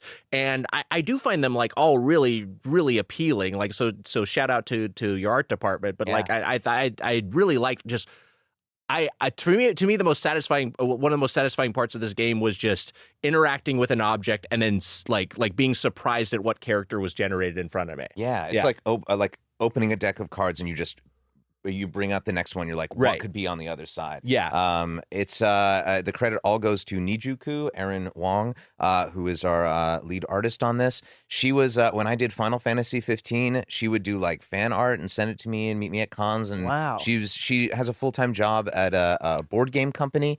Even throughout working on Date Everything, she still worked there. Red Wow. Dragon Games, and she's just a genius, man. The fact that you are looking at, and she did all the UI, which also was like myself, like just learning a new skill where just like we didn't really have UI that matched the art style. Neej, would you do it? And she just did all of it without having Wow. any UI experience at all. And I think it works because you're looking. the whole game. There is a house that you're looking at, all Yeah. that sort of stuff, but that can get very boring after a while. This game's like 30 to 40 hours, but you're looking at a text box, you're listening to the voiceover, and then you're just looking at the characters. And as you're looking at them, even now, I still notice like little things that I didn't notice before. The level of detail, the sense of humor and play that she has is unmatched. I keep telling her this, but I'm like, you have to become the next Tetsuya Nomura after this game. You're so good at this. She absolutely deserves all the credit. Did she do all of the character designs? She did every single character design. Wow. I Jesus. also found out, so she designed all the poses, like sketched. Each character has 5 different poses. And then with each pose, there's 9 different expressions, and they all blink. And so what she did was sketched out all the poses, designed the characters, sketched out the poses, and then the other artist would do the poses. Sometimes she did like half of them, and then she did all 13,000 expressions by herself. I did not know that until just the cast party the other day. She was like, I just did all that. That's why I was hard to get in touch with at certain points of development, because she was just doing the blink expression for every single character. That's fucked up. Yeah. I feel like the story of this game, you spending 7 years working on it, her doing all that insane amount of work, the publishers like not giving up on it because the idea is too good for it to not exist. You know what I mean? Like it's like everybody's just like had to give everything they fucking had to make something actually, to will something into existence, which is very, very cool. And I hope you're like super proud of that. Thank you. It's I really am very amazing. cool. Thank you. Yeah, it felt it. You know, like I'm not Nick. I'm not in the dating sim scene. But what I appreciate about it is that in the same way that It's just a funny identifier. So I told my wife, I was like, I'm playing this game. She's like, what are you doing? I was like, I'm playing this game, Date Everything. It's for the podcast. She's like, okay. And then she goes, have fun fucking everything. Which there's an achievement for. But what I like about it, in the same way that like there's a character for everyone, is one of the things you said earlier. There's also, you can conceive of what you're doing in a different way. So because I'm not, typically warm to dating sims, I was thinking of it as a collection game. And I was like, this is like getting to see. So like if I'm playing Pokemon Pocket, right? I want to see all of the art for all of the cards. And that is as important to me as my ability to play the game. And in the same way, I was like, I want to know what the air conditioning vent person looks like. Which frustratingly, that person is behind the vent. Yeah, for most of his story. Yeah, he's shy. He's concerned about his body image, and that's kind of his story. Yeah. So yeah. But like getting to go through the house and like knowing that you have a limited number of like that day you can only charm like several characters. So you're like, what do I want to see? Yeah. And that was to me like the doorway into the rest of the gameplay, because I was like, yeah, I talking to these people is fine. I don't really like talking to anybody in my life, so it's really frustrating and scary for me to even have these virtual representations of a person being like, "Hi, what's your name?" And I'm like, "Oh, okay." But being able to be like, "Oh, there's like 8 boxes on the floor of this closet. Which of the boxes do I want to see what they are?" And having each individual thing be unique it was just charming and pleasant for me. Thank you. Yeah.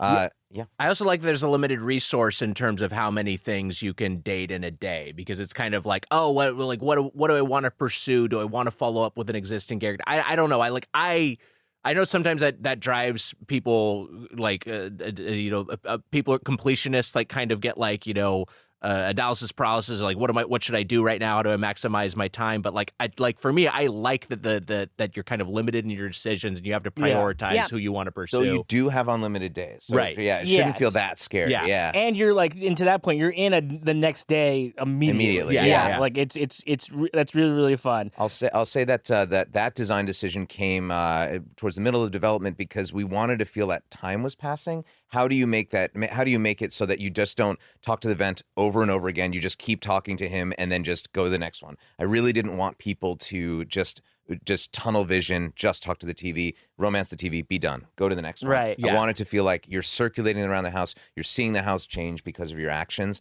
And that's kind of where that came. And then we got to put in traditional dating sim elements like Jeremy the Chair only performs at 6 p.m. Right. Timothy Timepiece tells you to come at a certain time. Yeah. But his story does change if you don't come at the time. You And get those kinds of really things. mad at you if you're very early. Yes. I remember I started the day, and the first thing I did was I forgot that he had told me. Yes. Which is fine. to go at a certain time. And the first thing I was like, let's check in on this clock real quick. And he was like, no. I have to. I feel like I have to say this, and this you don't have to respond to this, Ray. There was another game this year where you're walking around the house. Yes. And I gotta say, I like walking around this house more. The movement is more pleasurable to me, and I like the house more because you. everything is where I want it to be always. Are you talking about PT? No, actually, that's my favorite movement in any house. I've talked to two friends recently who listened to our Blueprints episode. Yeah. One of them told me I was furious. Yeah. And the other one told me, like, I'm so glad you also hated that game. I'm in the that game came out of nowhere. Yeah. And Yeah. I was like, there's two games about houses in the same year. Had to play it. I really enjoyed it up to the point where you don't enjoy it. And then I Yes. was able to let go and be like, this is okay. It's an inarguably impressive design. Yeah. It's but yes, as far as I agree with Matt. I wanted to ask a little bit about the voice acting side. Yeah. Like, I'm just curious about like directing some of these characters because it's obviously they have like real personalities that are analogous to real people, but there's a layer of like this is a very abstract thing Yes. that you're embodying. Yeah, it was run and gun. We started in March of last year, and we recorded for 4 months straight. We had a rotating cast of directors with Robbie Damon being the lead director. During that time, I unfortunately wasn't able to make most of the sessions because I was finishing writing a lot of the characters. Sure. I wrote 14 myself, and like 7 of those were all in that last thing while editing everybody's stuff and fixing bugs. So I missed a lot of that. But I will say, like, those sessions are run and gun because there's so many lines for each character. Mhm. And again, this game was very stupid to make. Normally, you have a lead characters, and then you can just bring them in, and they can go at their own pace, and you pay for another session fee. But for us, we had no lead characters, so every single voice actor had to be different, had to be one session, and if you needed them again, you had to pay for them again to be in the session. So there was no economic smartness to that at all, but it's cool. And it meant that you also had to explain the entire game to every single actor who came in, which it's a batshit crazy game, and that took a lot of time as well. We had our actors were.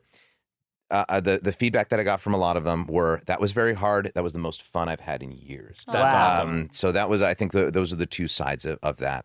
I'll also say about the voice actors, bringing it back to the SAG thing too. This game rose out of the ashes of the first SAG strike that I was such a big part of my life. And that one was about residuals in video games. Yeah. Which there are still basically none. Yeah. You get a couple $100 when a game comes out, and that's about it. Which is great. Not to complain about getting a couple $100, but it's not like an actual residual based on sales.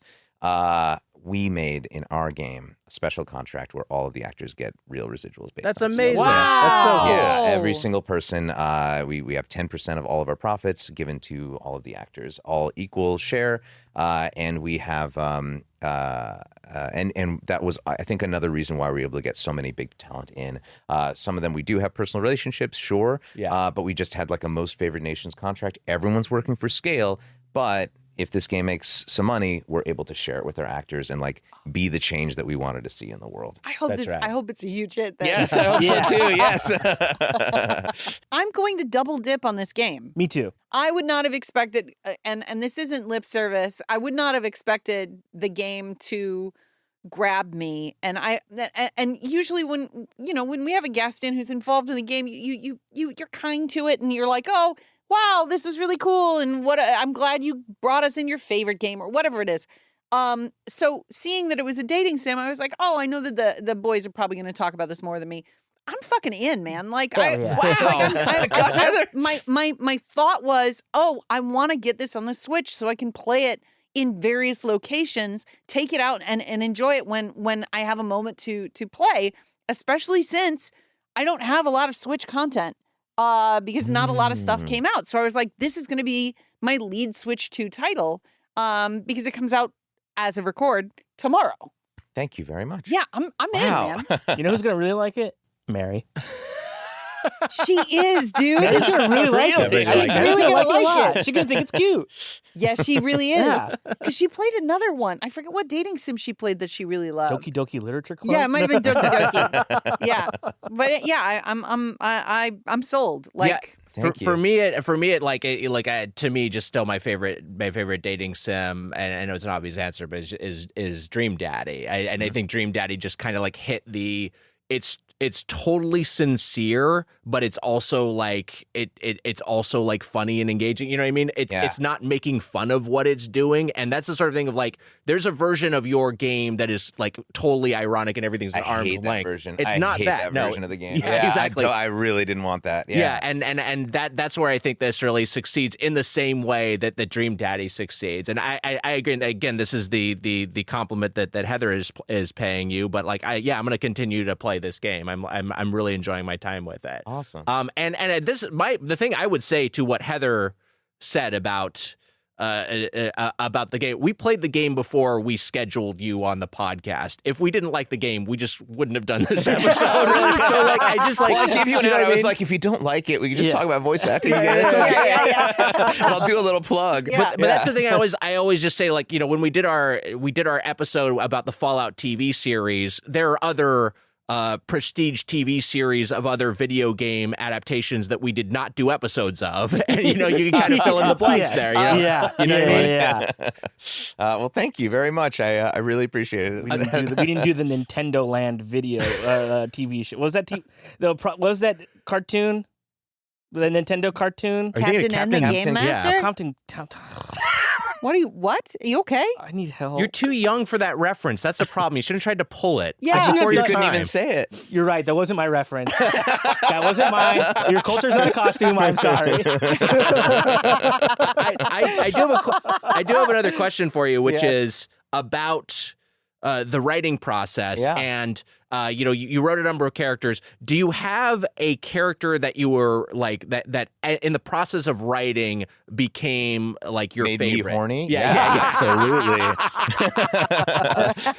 I guess more generally. I guess more generally, do you have like a personal favorite character that you wrote, and do you also have a character you have a lot of affection for that you didn't write? I absolutely do. Yes. My favorite character, I've said this on interviews, is Dorian the Door, played by the inimitable Ben Starr. Yeah. And he's in 17 locations around the house. I don't know if you guys talked to any of them. I love Dorian. I love Dorian. Talked to back Dorian. He's facing the wrong way. Oh my God, that's so funny. We recorded him muffling his mouth, like all that sort of stuff. Each of those has 3 different levels of conversation through it, and tells a story around it. And what I really like about him was not only that he's kind of surly, he gives hints about characters. He was fun to write, even though he's really complex.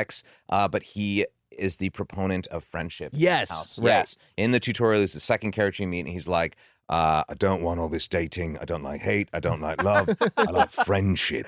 And I think that to me is like such a huge, important pillar of the game that I really wanted to do designing it. That like you don't have to fuck them all. You're not. That is part of it. But it is like, and you can go for a hate ending, which also the full hate ending, which I balanced to make like it still changes the critical path a lot and goes in different ways. But all the different pillars that you can play through, all the different role plays that you can play through, should feel really good. I just have to say something real quick. It's so voice actors are so amazing because why do you have a pocket Ben Starr? Why were you able to do that? Listen to all his lines. I created the man, you see. One of my favorite Dorian lines, he's talking about the closet door, and he says, "Do you want to know a fact about closets?" You say, "Sure." And he says, so do I. And he leaves. That's it. There's nothing there. I really like that guy. And then who do I like who other people wrote? Oh, my God. I mean, I fell in love with so many of the characters. I have to say, I know we brought him up again, but I do like the ones who are the more wacky stuff. Yeah, sure. My forte in writing is writing the ridiculous ones. Dishy the dishwasher, I don't know if you found him, but like the ones who are more plot heavy, very high concept characters are the ones that I'm like. Suha, who's really good at the romance stuff, is amazing. And my lovely wife Julia McIlvain, also a voice actor herself, wrote a ton of the characters, and she wrote one called Teddy the Teddy Bear. Oh, yeah. Who tells you these wonderful stories to help you go to sleep. If you go to in the daytime, he tells you advice. If you go to nighttime, he tells you go to sleep. And those stories came from some of her own experiences, came from the heart, and I love my wife very much. I've been looking at Teddy, and I haven't spoken to him yet, but I'm gonna beeline toward Teddy my next day. We had our cast party last night, and the voice actor Charlie West, who voices Teddy, came in a I guess if you know his character design, he's wearing a wonderful brown jacket and a bow tie. And he showed up in a bow tie last night, holding a teddy bear. And I was great. like, that's amazing. Yeah. Remind me of the name of the character of your character that writes the stories. Lyric literature. Yeah. Yes. So Lyric's game mechanic is really fun because you can sort of pick options for writing a story. He's always wanting to write a story. He's never written. He is literature. Yes. He's read them all. He's never written one. Yeah. So he's writing his own story, and if you pick the wrong ones to pair with it, there's always like a little funny result with that. But did you voice that character because you wrote so many of them? So yeah, it was a mathematical challenge to myself. Yes. We had this character, Lyric Literature. He was written, and he was kind of overlapping on a couple of other characters. And so I was like, let's start over again.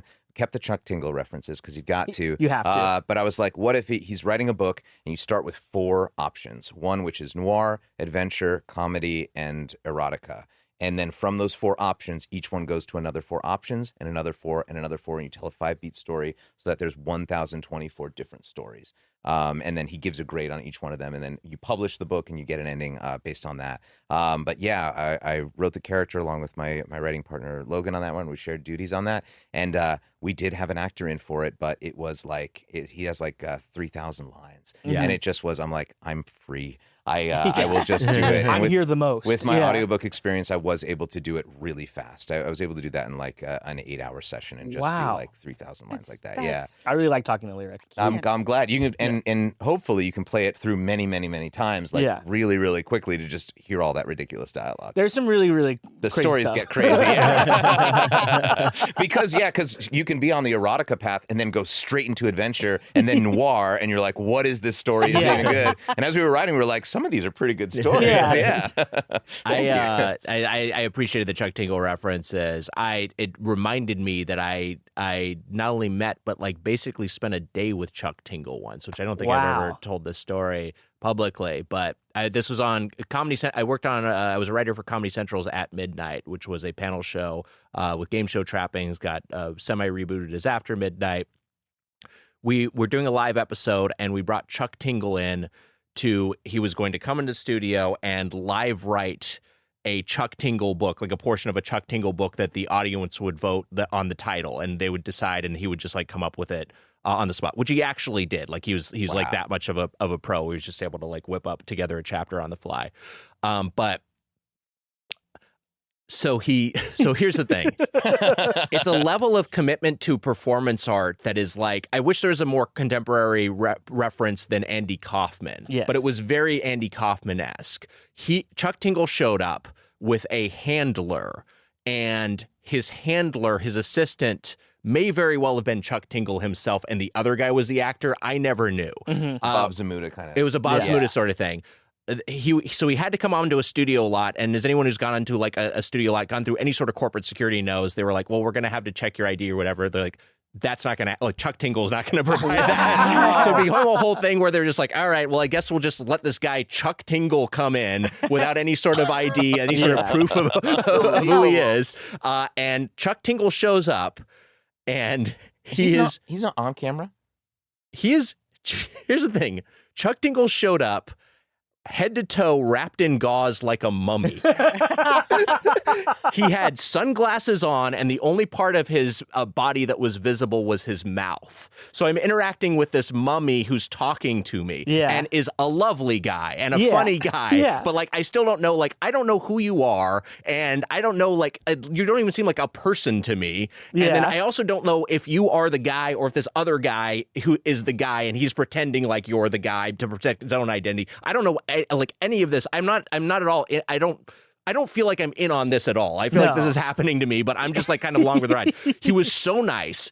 He was so funny, and he was like super like seemed to like me. I guess because I think I was just kind of like along for the ride. Yeah. And then he does this whole thing, and he's great on the show. And it ends, and he's like, Nick, and he's like, I got you a gift. And he hands me a box of dry pasta and a bottle of chocolate sauce. Unbelievable.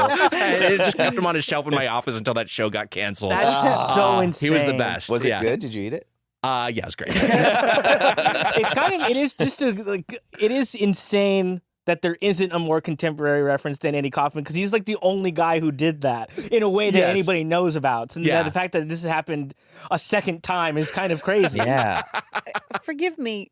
I don't know who Chuck Tingle is. You're about to go down a rabbit hole. I'll send you a bunch of stuff. Well, for our listeners who might not know who Chuck Tingle is, like who is How Chuck would you Tingle? best describe it? Chuck Tingle is a romance author, and all of his books are about...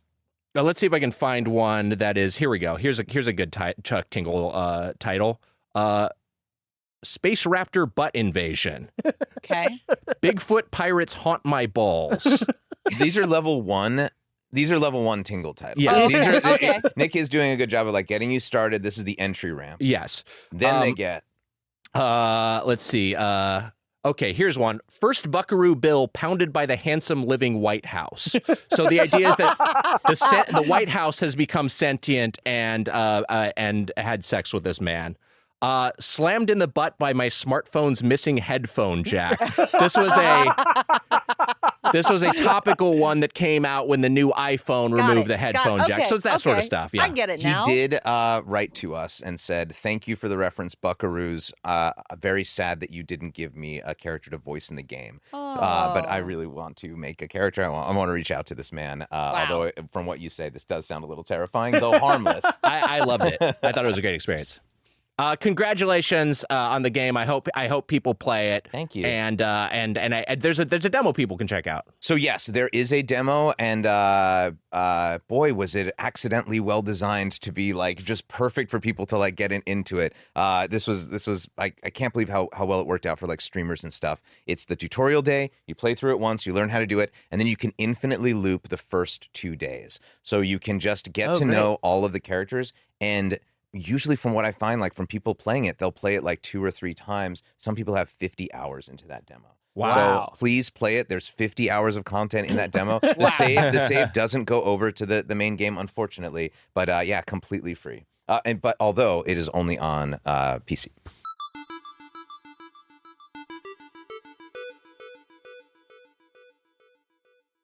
All right, it's time for a segment. Ray, you brought something in for us, so I'm just going to toss it over to you. Thank you, Nick, for the toss. I have been burying the lead. What's wrong with saying thank you for the toss? Of course. I've been burying the lead. Sure. You might know me from my voice acting roles as Noctis, Gendo Ikari, other of them that I can't think of at the moment, because the only one I can think of is the one that you guys reference all the time on this show. I am, in fact, one of the 8 people in The Last of Us Part 2 who says, "They got Jorge!" This segment is called "They got Jorge!" Yes! Oh my God! Look, I was a fan of your work. This is like finding out that you're the president of the United States. Yeah, I was a fan of your work, but I wasn't familiar with your game. I'm so glad I was able to keep it from you guys this whole time. Yes, I was one of them. We worked on Last of Us Part Part 2, I did almost as many sessions as Militia Male number 3 as I did Noctis. It was around 30 sessions of voice acting. They brought us in 2 at a time. I had my partner, Dave B. Mitchell. We would just say the lines. And one weird fact, we did all the lines, and they brought us back in for a wet session because the playtesters said they don't sound wet enough. And so we did all of our lines while gargling water and spitting it out into the studio. Oh, like so that it during sounds like the rainy or like the like no, like the... blood, like oh, and we were just like vomiting water. I see. But that's the Naughty Dog way. They do it, man. That's wild.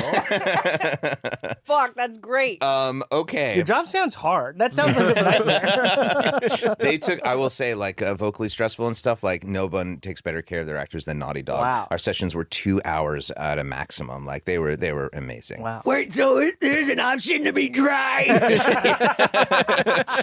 I know we can't get to the bottom of why you're wet all the time. Science can't prove it one of these days. But Naughty Dog might have the answer. So this is the game called They Got Jorge. We, as a group, said 74 different names of people who they got. Wow. This game is played in 2 rounds, and answers must be made in the form of they got Jorge. So please, for round 1, this is called Open Season, and it's worth 3 points. Can anyone name other names who they got in The Last of Us Part 2? Wow. Okay. Do we just kind of take turns here? You can. I imagine you just shout it out, or you can buzz in, and then you. So but you must answer in the form of they got Jorge. Okay. So just to, because everybody loves when we litigate the rules for a really long Yeah, time. yeah, Long time. So to buzz in, do we say they got Jorge? Yeah. And then we say, or no, I guess you say your name. Yeah. okay. I just wanted you guys to just scream lots of names all the time, and I guess maybe that's bad podcasting. No, this is great. I'll go first, and I'm gonna go for Oh yeah, one. turns is good. Okay, yeah. I'll go first, and I'm just gonna say, they got Matt. That's pretty good. That's probably possible. Should we do Dead Letter Perfect? They got Matthew. Oh, Should we get half I points? think give Give it it. to him. Yeah. Okay. 3 Just points. get one on the board. 3 points for they Yeah. got Wait, Matthew. 3? Well, yeah. This is I'll open. take a half This point is for it. open. This is open season. This first round, in my opinion, is harder, and then the other one, I'm going to give you hints. Okay, great. And then and there's 10 of those. I'll go next. Yes. They got Carl. Heather, they did not get Carl. Oh, he lived. Matt, I'm going to say this one, just to get this one out there. Yeah. They got Samantha. They might have got a lady. There are many lady names. Yeah. They did not get Samantha. They have Wow. not. Carl and Samantha happily ever Yeah. after. Yeah. You're safe. I think the one that I always say on the They got show as the example is either they got Steven or they got Kevin, both of which are funny names to me, so I don't think they're actually in the game. They got Steven! And what was the other one? They've got Kevin! They did get Kevin. That's 3 points for Heather. Wow. A reverse Home Alone. They did not get Steven, though. He's doing fine. Steven's too funny a name. It is a reverse Home Alone. They didn't get him in the No, Home they Alone. didn't. Yeah. They got Steven. It's too funny. They can't do it. Okay. It's because it's like it's not quite Minion rules. Because if it was Minion rules, then it would be Carl. Like Carl would be the name of a minion. But like you know what I mean. So it's like the what does that fuck mean? are you saying? I'm saying that the minion names are kind of like Kevin is a minion, right? Carl is a minion. Bob, is a Steve. minion. But Is Steve some of one? these No. names, but I don't think they'd say they got Bob. Like No. it's not quite like Right. because They got Roger. exactly the names are I Yes. think have a little bit more flourish to them. You're right. I will say you're Okay. right. And also, Because like Matthew in and of itself, like it just even being Matthew it makes it non-minion-y. I don't know versus a lot Matt. of Matts in general. I try to keep. I'm like the one, right? I don't want to be like the less popular Matt in Yeah, the friend sure. group. I don't know any Matts that go by Matthew. I'm sure that they do, but I just I personally don't know any. Professionally, some do. Yeah. But as far McConaughey, as for like, what do you example. call me? I Yeah. think I've only known Matt. If he died in front of you, would you be more formal? Would you call him Matthew? I don't know. Yeah. Should I start going by Matthew? I don't really seem like a You Matt. could. We're also going kind of like they got Rashid. Like that, like, is that, like, I don't know how the tiers of There are sensitivities went when they were recording this fucking game. I think that's why they got Jorge Sticks out, because it is a definite, it's a choice of a name for sure. There's not a lot of those either, I would say. I'm gonna guess one, and Yes. this may be too close to one that's already been guessed. But they got Sam. That's way more. Sam, you're okay. All right. Okay, so Nick only knows names of people in the same room as him. Look, I'll just do it. They got Rochelle. And they did, didn't they? They That's why she's sure not did. here. Hey, they got Rachel? Is that close enough? Hey. I'll give a half point. I love One it. and a half. Got half a point for a different name. Starts with an R, ends with an L. Come on. Okay, I have a legitimate guess. Yes. They got Stacy. Oh, that's pretty good. Ooh. Not in this universe. They did not get Stacy. She escaped by the skin of her teeth. They got Roger. Roger, he's okay. Roger's And Roger okay. is okay. They got Clementine. No fucking way. Nick? Wait, where'd it go? It was there before? Wait. They really got her. These are in alphabetical order. Oh, no. They did not get Clementine, but it was part of one of the clues that I was going to give. That's why it was in my head. No, but very good guess. Well, they got Clem. No, Okay. I mean, they probably got time then, right? they did not get time. Okay. This is just open season. Once you guys have done your guesses, now we'll do the clues part. Okay, good. Yeah? I think let's go into I some feel clues. like there's going to be more biblical names on the list. Mhm. I feel like Do you want to do a Jeremiah's biblical round? Jeremiah's too long, and it sounds Uh-huh. too wild. But I bet there's like This is round 2 Bibles. They got- got Jesus Christ. No. they got Paul. Oh, that's a good one. Oh, so close. They did not get Paul. They got Pauline. No. They got Jacob. Ooh. No, but so Wow. close. Wow. This is such a funny game because we're just like excited to hear names. We're like, oh, that's a good name. It's a good name. Well, it's also funny because you're thinking about the writing process. Yes. You're thinking like they can't say Clementine because it's too much. They can't say Jeremiah. They can't say Stephen because Yeah. it's too funny. They're not going to be like Calliope. No. Right. They Yeah. got 2 J Bible names that are big ones. Wow. Joseph.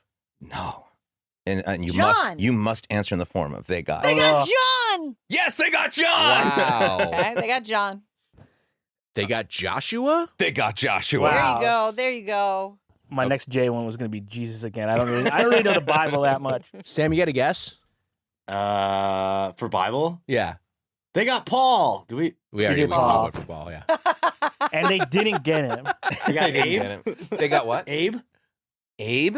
They got Abraham. Oh. Yeah, because you're right. Because like, if you're thinking of it from a design perspective, what is going to feel silly if it's repeated? Right. So the Mhm. names have to sound, they have to sound familiar, but like also like kind of bland. It is a Mhm. tough sort of Yeah. needle to thread. Right. 'Cause- Let's- Go ahead. No, you go. What? I don't know. You were saying. I was going to try Stephen one more time. I was going to say let's do the clues. Okay, so here's the final round called the clue round. Open season Bible and the clue round. These are 10 that I don't think you guessed any of these yet. You almost got Clementine, which is wild. But I'm going to do, these are all, I'm going to say the name, or I'm going to say the clue. And then you guys can, I do think this one you guys buzz in because these Okay, are a great. little bit easier. Okay. And then I guess say your name, I'll call on you, and then we'll do in the form of they got Perfect. Jorge. Oh no! Joel went to Midgar and sniped Cloud's fair friend! Wiger, Yes. they got Sid? No. It's okay. They got Barrett. Oh, sorry, Heather. Yeah. They got Barrett. No, they got Cloud's fair friend. Like, okay. I thought you meant like just. Oh, yeah. I wrote it down capitalized. I thought my delivery was a very capital delivery. It can't be Matt. They got Aerith. No.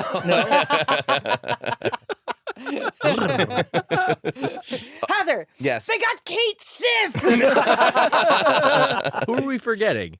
Tifa, Red 13. His fair friend. fair friend. And Fair fair's friend. capitalized. Like, it's from the fair. No. Like, I'm from the state fair.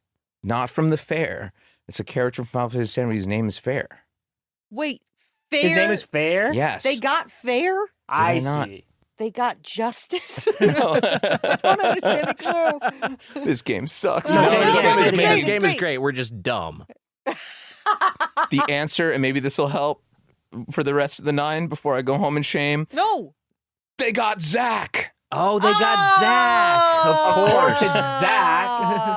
That was the His sample. doppelganger. No, got it. the Zach clue Fair. was perfect. We're stupid. I Yes, yeah. forgot about Zach. I don't know Zach like that. I did not forget about Zach, but I was thinking party members. I was not thinking of like characters that exist in the story. You're I'm right. sort of Yeah. new. And I was hung up on the concept of fairness and whether or not you meant justice or Yeah. goodness. And there's also a fair in Final Fantasy VII. And It's a lot. I was thinking, what did I miss at the the fair? Yeah. Was there something the golden saucer I overlooked? I get a point for that. That's great. Okay, that was the practice round. Now All it's right. round 4, the non-practice clue round.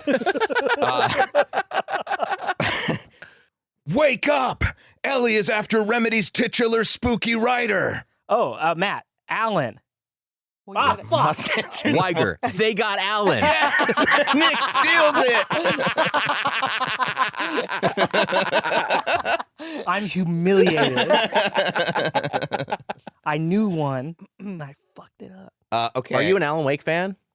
Me? Yeah. I did enjoy it very, Yeah. very much. Yeah, it came. That year was hard because that was the doldrums of development where Right. I just could not play anything. I got UFO 50, and that was it that whole year. Yeah, I got it. I didn't play Wake 2 until this year. And because that's the thing I was going to ask you about, and I imagine that you have a big backlog that you've accumulated because of development. But like stuff you're going to get around to playing. Alan Wake 2, I finally got to this year, and I absolutely loved it. It was such a great experience. Just a lush experience. Just Yeah. walking around. I played like the first hour, and just walking around that town was great. Yeah. Wake up. Dag nabbit, Joel just took out this prequel pro tag, which means John Marston will be the playable character. Oh. wait. Oh, Matt, Yes. they got Arthur. Yes. Yay. Arthur Morgan. Damn, Joel and Ellie teamed up to brutally murder Valve's VR vixen. She's down to half a life. Oh shit. Weiger. They got Alex. Yes. Oh. Is it spelled ALYX? Sure.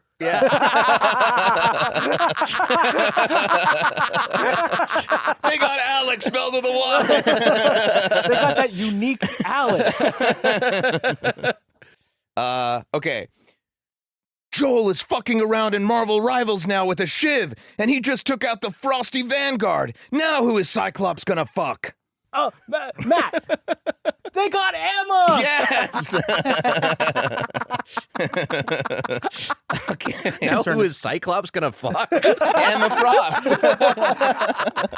It's like a real oh man, we didn't even think about the ramifications of this. Poor Cyclops. I don't want to fuck my wife, Jean. Emma knew how to treat me right. Okay, here's a British one. What's all this then? Abby assassinated a British twin. Must have been her creed to go after the lady one. Lady twin from England. The fuck? And Is this a royal family? and bit? twins. It must have been her creed Yeah, this to has, only go after the Guessing it's an lady one. Assassin's Creed. this is an protagonist. Assassin's Creed thing, but Oh. this is a series that is kind of a black box to me. I did enjoy a little bit the of time with twin? Shadows. In Assassin's Creed? Is that Brotherhood? Assassin's Creed Brotherhood? Anybody? I don't know. I only know the one that I played a little bit of, Ah, which is the most recent one. I've only played the Viking one a lot. It's good news, because then she got away. Means they didn't get her. Oh, okay. Oh, thank They got Evie was the answer to that one. Evie, okay. Which Oh. game is this from? Assassin's Creed. Oh, the original. one of them. I just know it's Jacob and Evie Fry. I don't remember which one it's from. Okay. Ellie and Joel have blasted off to space and took out the bald, brutal, bar-coded babe. Guess there's no romance option for us. Wiger, they got Jack. Yes. Well, Mass Effect reference. All of these are video game references. I forgot to say that. Oh, wow. I forgot to say that. My dumbass just putting this together. The 8th one. Okay. What the fuck? 3 more. Wiger's in the lead with 13.5. Holy shit. Stolen Heather valor. with 6, Matt with 4. What? So it's it's Wiger's game at this point. I think I get to win, I think. Okay, they got another one. Oh no, my darling Clementine. Joel just shot your surrogate father. You should be on the same side, Joel. Both games have zombies. Matt, they got Lee Yes. from the Walking Dead Walking Dead, Telltale Telltale, games. yeah. So Clementine was part of it. I but- think I'm learning that I don't care about names. I just want to kill people in games. I don't know any of these people's names. I think the name Lee, specifically Lee Everett, is like burned onto my heart. I love Lee. It's kind of, we've talked about it before, but it's kind of wild how similar those games are narratively and how close together they released. Yes. The Walking Dead, the Telltale Walking Dead, and The Last of Us. You know, And they both work in their in their own way. there's so many different Walking Dead TV shows. Yeah. And then this game comes along. It's not based on the shows or anything. It's just like its own story. I think they should adapt it into a TV show. That would be interesting. The Walking Dead video games into a TV show. Yeah. That would be interesting. Why not? That'd be badass. Okay, 2 more. Ellie's on a goddamn rampage. She used piano wire to slit the throat of a boy who took over the spider mantle and strangled Tails from Sonic. Heather, Yes. they got Miles. Yes. Ellie's violent. They got him. Okay, last one. If someone killed both Miles Morales and Tails, it'd be just like history's greatest monster.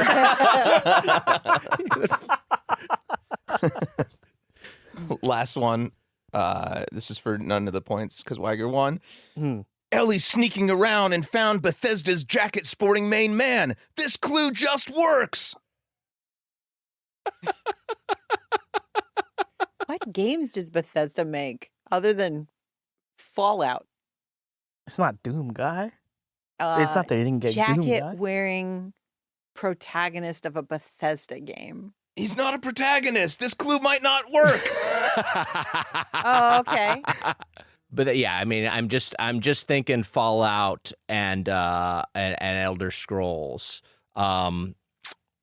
And I'm trying to think of where jacket factors in. There's definitely something I'm overlooking that's obvious. Oh no, it's E3's main stage, and they found Bethesda's jacket sporting main man on the stage. This clue just works. Heather. Yes. Oh no, they got Ghoul. I might know where you're going. Yes. They got Todd? Yes, they got Hey!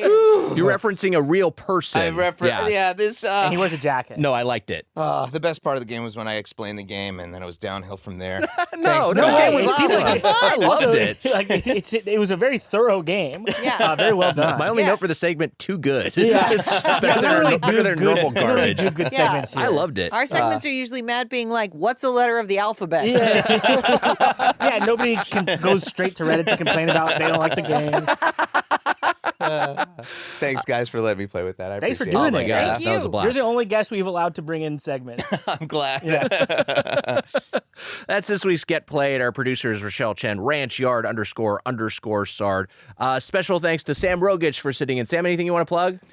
Gux Records coming out in end of August, so keep an eye out for that. Nice. What can people follow you on social media or anything? Yeah, at Guckband on Instagram. There you go. Our music is by Ben Prunty, benpruntymusic.com. Our art is by Duck Brigade Design, duckbrigade.com. Our merch at kinshipgoods.com. And Get Animated, our sister show, is over on Patreon, Matt. What are we watching this week? Patreon.com/getplayed. We're back in the thick of it, aren't we? We're getting down to the nitty gritty near the very end of Gurren Lagann, and oh boy, that's a show.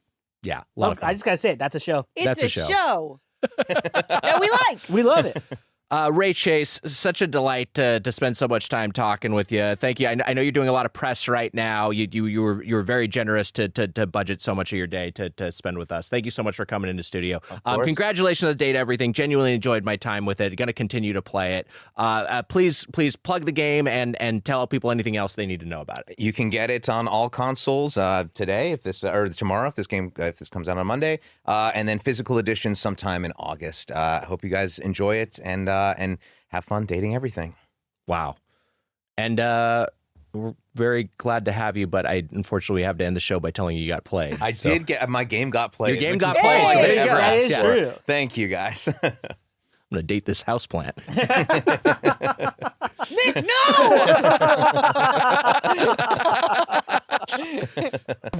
no!